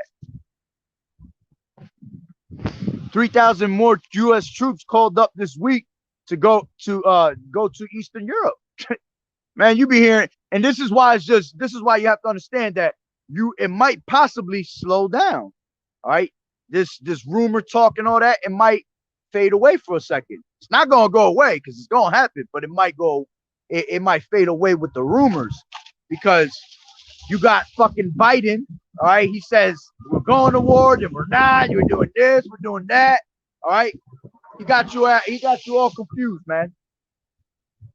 And again, the only way that true World War III, when them ICBM missiles is flying all over, all 200 million of them, all right, is going to take place, is the MOTB being mandatory throughout the world, man. Because that's when it tells you in Job, all right, Job 20 and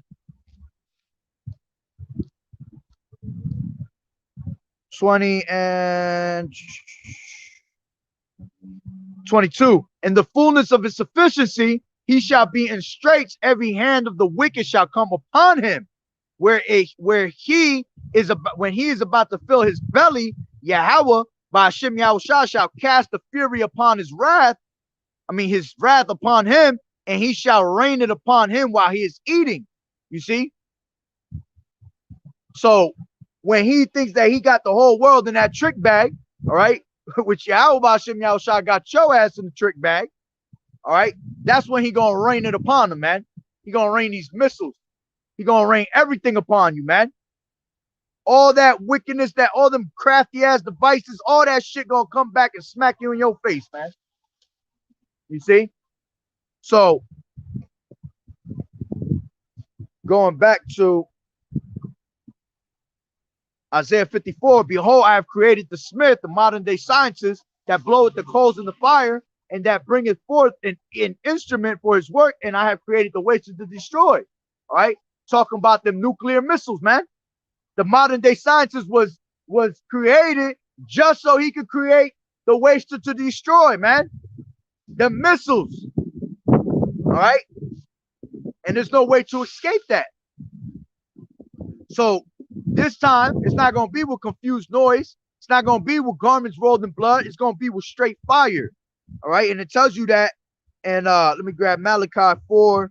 And it says, for behold, the day cometh that shall burn as an oven, and all the proud, and all that do wickedly shall be stubble. That's why your ass got to get that powerful ass state of mind out of your damn head. All right. Because you that are proud, man, y'all going to burn. Y'all gonna proudly burn. Okay? It says, and shall be stubble, and the day that cometh shall burn them up, saith the Lord Yahweh of hosts, that it shall leave them neither root nor branch. All right? Nobody's gonna be left, man. You see? The only ones that's gonna survive is the elites.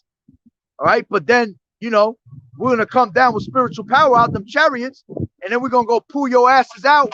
Okay? The fishers gonna be turned into hunters. We're going to go yank their ass out of these rocks and these holes. Space station, water station. You're going to become the first fruits of slavery, man.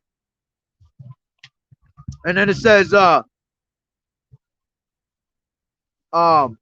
says that it shall leave them neither root nor branch. Nothing. All right. Just like Sodom and Gomorrah, man. Where Sodom and Gomorrah was located, if you try to go there to this day, you can't.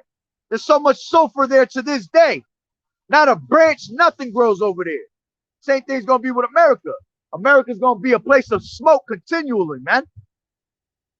Meaning that it's going to be for a very long time up in smoke. And it's going to be a habitation of dragons, man.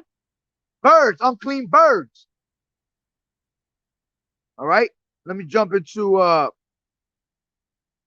2 Peter 3 and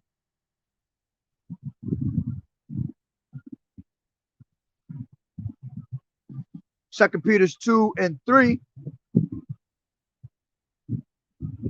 I'll start at 3, and it says, knowing this first, that in the last days shall come scoffers, walking after their own lust, and saying, where is the promise of his coming? And you got people like that, man, mocking Yahweh Bashem Yahushua, talking about where is your power? When is he coming?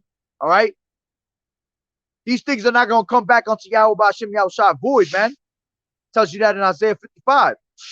All right, all these things are gonna come right on time. Habakkuk 2 and 3. The vision is yet set for an appointed time. To everything under the earth has under the sun has a purpose, man. All right, and that time will come when Yahweh Bashem Yahushua is ready for it. All right, so the vision is yet for an appointed time. Though it tarry, it will not tarry, man. It might seem like it's taking long, but we on Yahweh Bashem Yahushua's time. Okay, so it was not going to come back onto him void. All these things shall come to pass. All right, and then it says, and saying, where is the promise of his coming? All right. Matter of fact, let me grab another scripture real quick. This is Ezekiel 12 and 23, and it says 22. Son of man, what is that proverb that ye have in the land of Israel, saying the days are prolonged and every vision felleth? Tell them, therefore, thus saith the Lord Yahweh Hashem Yahushai, I will make this proverb to cease, and they shall no more use it as a proverb in Israel, but say unto them that the days are at hand and the effect of every vision. All right. So the days are at hand, man. Everything is right around the corner. Okay. Let me go back. And it says, for since the fathers fell asleep, all things continue as they were from the beginning of creation.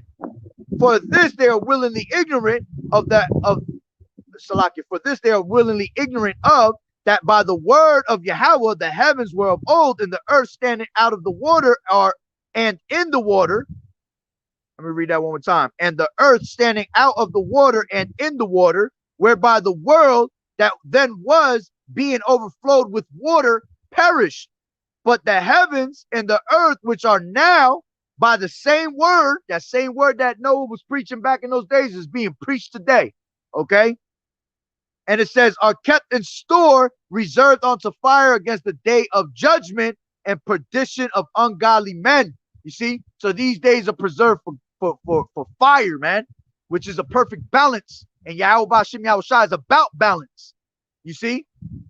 So water and fire go hand in hand. Perfect balance. A false balance is an abomination to Yahweh Hashem Yahushua. All right. I'll jump to 9, and it says, the Lord is not slack concerning his promise, as some men count slackness, but is long suffering to usward, not willing that any should perish, but that all should come into repentance, all Israelites. All right. Repentance is only for you so-called Negroes, Latinos, and Native American Indians. Nobody else, man. All right. You go into Romans 9:4, man. It tells you about that. All right. You got Amos, what is it, 3:2? Yeah, 3:2. All right. Matter of fact, let me grab another one real quick. Actually, you know what? I ain't gonna go into that because I start going ham on different scriptures. All right. And it says, the Lord is not slack concerning his promise, as some men count slackness, but is long suffering to usward, not willing that any should perish, but that all should come into repentance. But the day of the Lord will come as a thief in the night, in which the heavens shall pass away with a great noise, and the elements shall melt with fervent heat. The earth also and the works there that are therein shall be burnt up. Seeing then that all these things shall be dissolved, what manner of persons ought ye to be in all holy conversation and godliness? All right. Looking for and hasten unto the coming of the day of our power. All right. Yahweh Hashem Yahushai, wherein the heavens being on fire shall be dissolved, and the elements shall melt with fervent heat. So this place is going to be done by nuclear missiles, man, nuclear fire. You see? Now, let me jump into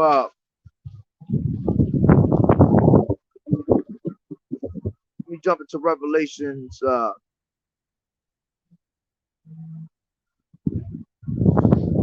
9 real quick.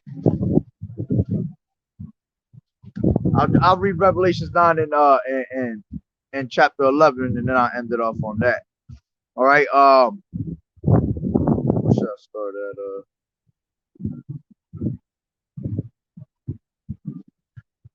Matter of fact, you know what? Let me bring out Revelations 18 and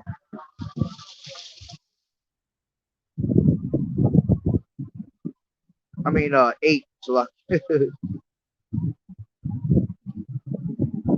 13 real quick. Revelations 8 and 13, and it says, and I beheld and heard an angel flying through the midst of heaven, saying, woe, saying with a loud voice, woe, woe, woe to the inhabitants of the earth, by reason of the other voices of the trumpet of the 3 angels which are yet to sound. All right. And those woes go into world wars, man. All right. So you had the angel that said, whoa, whoa, whoa, which were representing 3 world wars. All right. Now, when you go into Revelation 9 real quick, all right, that explains and breaks that down of what the first World War was. All right. And how we were going to go into the World War III. Okay. Matter of fact, let me just read it from the top real quick, try to kind of brush through it. Revelations 9 and 1, and it says, and the 5th angel sounded, and I saw a star fall from heaven unto the earth, and to him was given the key of the bottomless pit. All right. And it says, and he opened the bottomless pit, and there arose a smoke out of the pit as the smoke of a great furnace, and the sun and the air were darkened by reason of smoke of the pit. And there came out of the smoke locusts upon the earth, and unto them was given power as the scorpions of the earth have power. And you got to remember, when John was seeing this vision, all right, he was seeing this vision over 2,000 years ago, all right, where he didn't know how to actually bring out, he didn't know how to explain the things that were going to be in today's society. All right. So what he did was he was using the things that were around him to metaphorically speak of what was to come in the vision that he had in his dream. All right. And then it says, and there came out of the smoke locusts upon the earth, and unto them was given power as the scorpion of the earth have power. All right. And those locusts was talking about those. If you look up online, you had those the World War I planes, all right, which they were called like dog fighters and shit like that. If you look at them, they look like locusts. All right, because then if you go into an image of the locusts, okay, look at put like an image of locusts flying. All right, they open their wings and they actually look like airplanes, man. You see, this is where you have to use the vision. Okay, you have to have that high sound to see these things, man, through the spirit. All right, to see what John was seeing. Okay, and the locusts will go into those World War I planes, those dog fighters. All right, and unto them was given power as the scorpions of the earth have power, and it was commanded them that they should not hurt the grass of the earth, neither any green thing, neither any tree, but only those men which had not the seal of Yahweh in their foreheads. All right. So the only ones that was gonna get hit in those times, all right, were the ones that had not the seal of Yahweh Bashim Yahushai.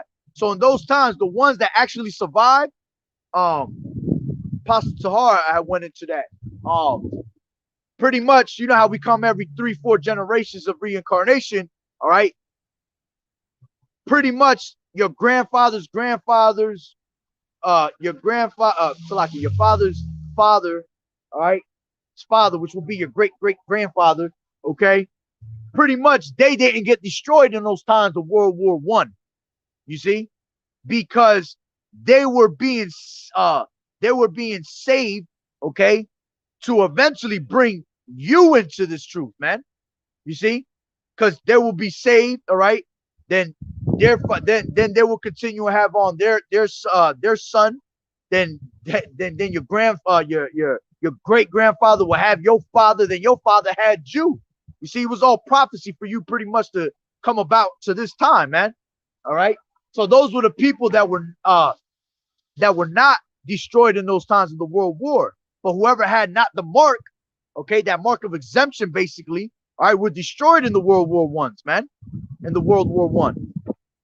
All right, and then it says, and to them it was given that they should not kill them, but that they should be tormented 5 months. That 5 months goes into 5 years. All right, you have World War I that started in 1914, all right, and it ended in 1919. Okay, that was 5 years right there. All right, and then it says,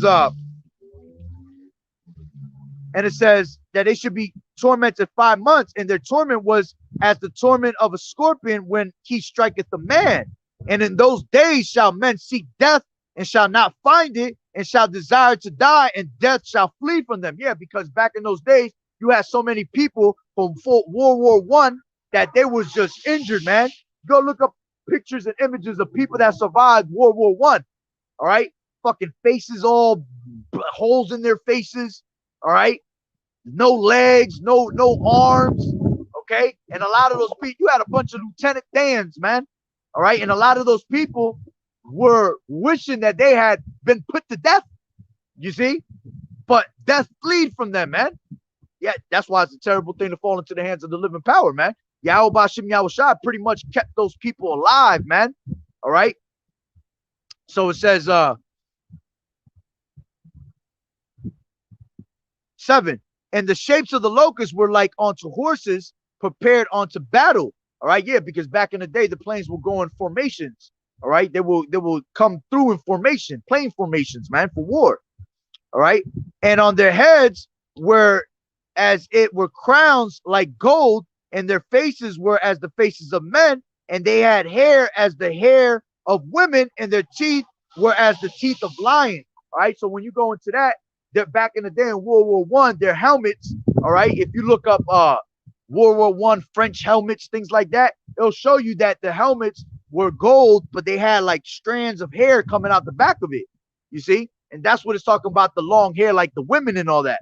All right, and then it says the teeth were as the teeth of lions. That was going into I believe it goes into the missile. I mean, not the missiles, the bullets. Okay, and it says and they had breastplates as if there were breastplates of iron, because that's exactly what the planes back in those days were made out of, straight iron, man. And it says, in the sound of their wings, whereas the sound of chariots of many horses run into battle, because back in the day, those type of planes, man, they were loud as hell. All right, you know, today planes, they got muffler systems, they keep it more quiet, everything is stealth mode and things like that. Back in those days, those planes were all about making noise. So if they came in their formations, all right, that shit sound crazy as hell when they passing by. All right. Matter of fact, a good movie to watch is Pearl Harbor, man. All right. You see how they had them dog fighters and they would come in their formations and people were hearing it. You see? And then it says and they had the tails like onto scorpions, and there were stings in their tails, and their power was to hurt men 5 months, going into again the 5 years. But what that's talking about is talking about the gunners that were in the back of the planes. Back in those days, those planes that had gunners, all right. And the scorpion's tail, the tail is what is referring to the back of the plane, where you have the gunners sitting there with their little guns, and they're just, you know, spraying out all the bullets. Okay, and then it says, and this is all about World War One, and it says, and they had a king over them, which is an angel of the bottomless pit, whose name in the Hebrew tongue is Abaddon, and in the Greek tongue has his name Apollyon, which that goes into the destroyer. All right, which that goes into what was his name? I forgot his name at the moment. I think it's like William Hykoff, something like that. Wyckoff. I forgot exactly how his name, because he was the one that was running things at that time. All right. It's William something. No, I don't think I got it in my notes there.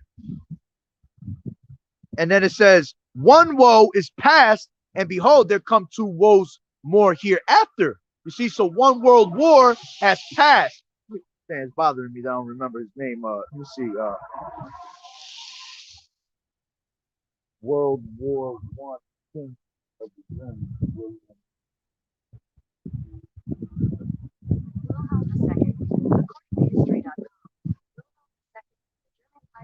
Yeah, Wilhelm was one of the most recognizable public figures of World War It was gained a reputation as a oh, that's his name, Kaiser Wilhelm II. All right, he was the one that was the king at that time. Okay, so going back, all right, it says one. This is 12, 9 and 12 Revelations. One woe is past, and behold, there come 2 woes more hereafter.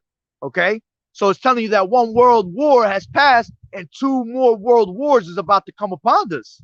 All right, and I'll just jump into here real quick. 13, and it says, and the 6th angel sounded, and I heard a voice from the 4 horns of the golden altar, which is before Yahweh, saying to the 6th angel, which had the trumpet, loose the 4 angels which are bound in the great river Euphrates, and loose, and the 4 angels were loose, which were prepared for an hour and a day and a month and a year for to slay the 3rd part of men.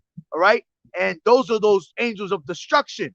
Okay, which go into those are the 4 winds that are being held back, you know, north, south, east, west. Okay, which go into Gabriel, Uriel, Raphael, and I'm missing one, and Michael, the archangel. All right, those are the ones that the four angels. Okay, and it was to slay the third part of men. All right, the third part of men going into those to the wicked, the Edomites. All right, because you had three different classifications. You had the sons of God, the sons of the wicked, and then you had the sons of men. You see, and then it says, and the army of the and the number of the army of the horsemen were 200,000, and I heard the number of them. All right, and this is talking about them. This is gonna be them nuclear missiles that's gonna hit America, man.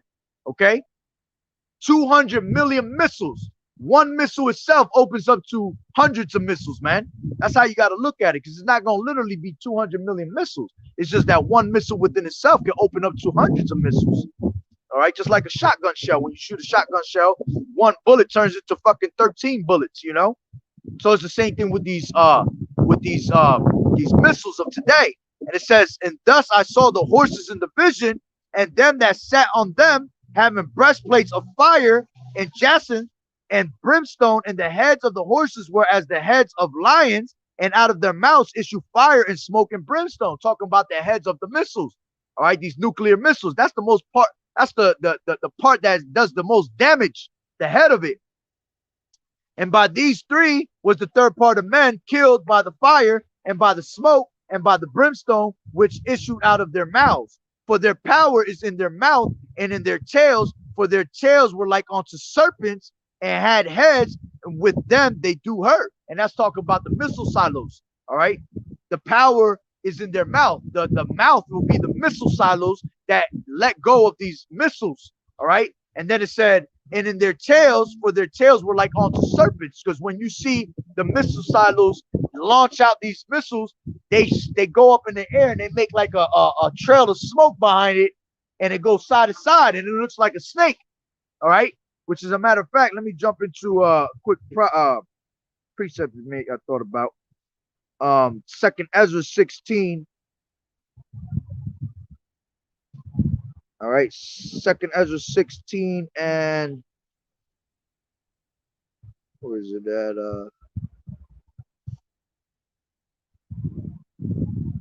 12. The earth quaketh and the foundations thereof, and the sea ariseth up with waves from the deep, and the waves of it are troubled, and the fishes thereof also before the Lord and before the glory of his power. All right, because the earth is going to quake. It tells you that in Isaiah 24. All right, the earth shall reel to and fro like a drunkard, man. It's going to be rocking back and forth. That's how hard that these missiles is going to hit America, man. That the whole earth is going to feel it. Now the earth itself is not going to, disintegrate, because Ecclesiastes 1 and 3 or 1 and 4 tells you that one generation passeth and the other generation cometh, but the earth abideth forever. All right, so you're not going to be able to destroy the earth, man. The earth abideth forever, but the earth is going to rock to and fro like a drunkard, man. You see? So it says 13, for strong is his right hand that bendeth the bow, his arrows that he shooteth are sharp and shall not miss when they begin to be shot into the ends of the world. All right, and that's also talking about the missile silos. All right, so strong is his right hand that bendeth the bow. It's talking about the arrows, which is the missiles. There's no arrow that someone could shoot from one end of the earth to another. So it's actually talking about the missiles, man, more metaphoric form.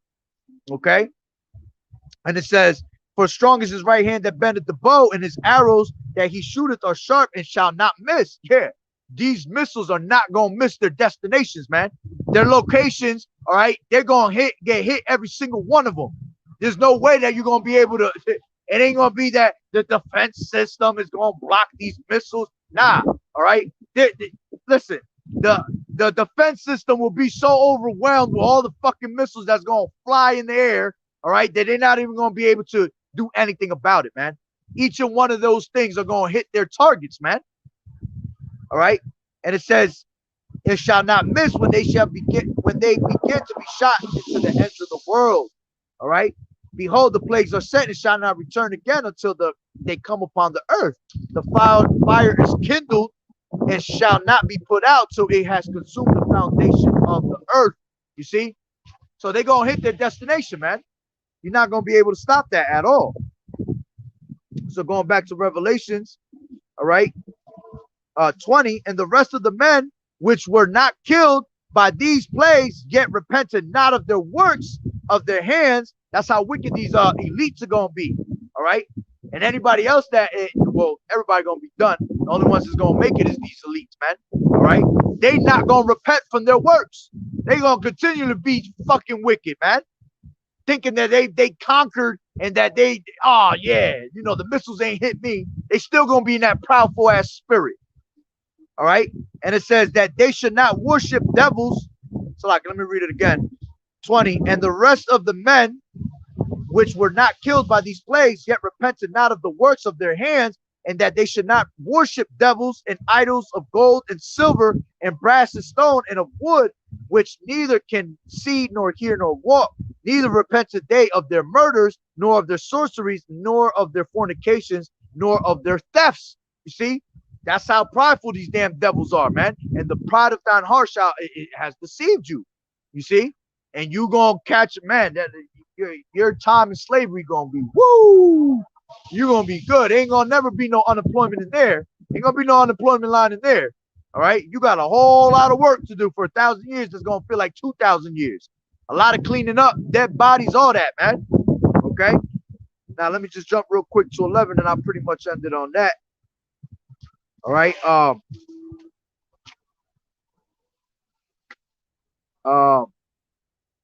Let me go to what was it?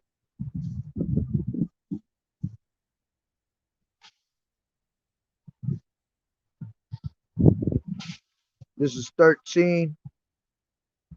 All right, and it says, and at that same hour was there a great earthquake, and the 10th part of the city fell, and in the earthquake were slain of the men 7,000, and the remnant were affrighted, and gave glory to the power of heaven. You know, we're gonna be able to see these things from the chariots, man. The righteous shall scarcely be saved, man. All right. Just when we thought we was about to be hit with these missiles and all that, all right, we're gonna be beamed up into them chariots, man. And then when we get beamed up into them chariots, there's gonna be a ceremony for the 144,000, man. All right, we're gonna be getting crowns on our heads. And then we're going to be able to see the destruction of America being blown to smithereens. Okay. And then it says, and that 10th part of the city is talking about the 10 FEMA camp regions, because when the time comes, everything's going to be broken up into 10 parts. All right. And you're going to have 10 parts of different FEMA camp regions. All right. And it says, and you can look that up, because it shows you online how they're going to pretty much have these regions, and it's going to be in 10 parts. And then it says, the second woe is past, and behold, the third woe cometh quickly. So it's telling you a second world war has passed, which we already went through 2 world wars, man. And it says the third woe cometh quickly. All right. And this is why you, being an Israelite in this truth, man, we got to hold on strong, man. All right. Hold on strong, that no man snatch our crown, because we right at the end of this thing, man. All right. Once we see that Jacob's trouble, once we see that RFID chip, all right, especially when you see that RFID chip being mandated everywhere, you already know what time it is, man. That's how close we'll be. All right. That World War III is gonna happen, man. Let me jump in quick scripture. Luke. Give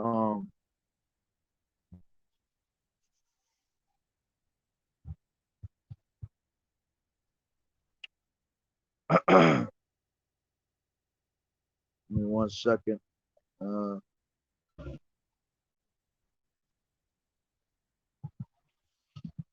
This is 21 and 20. Is that the one I want? Nah.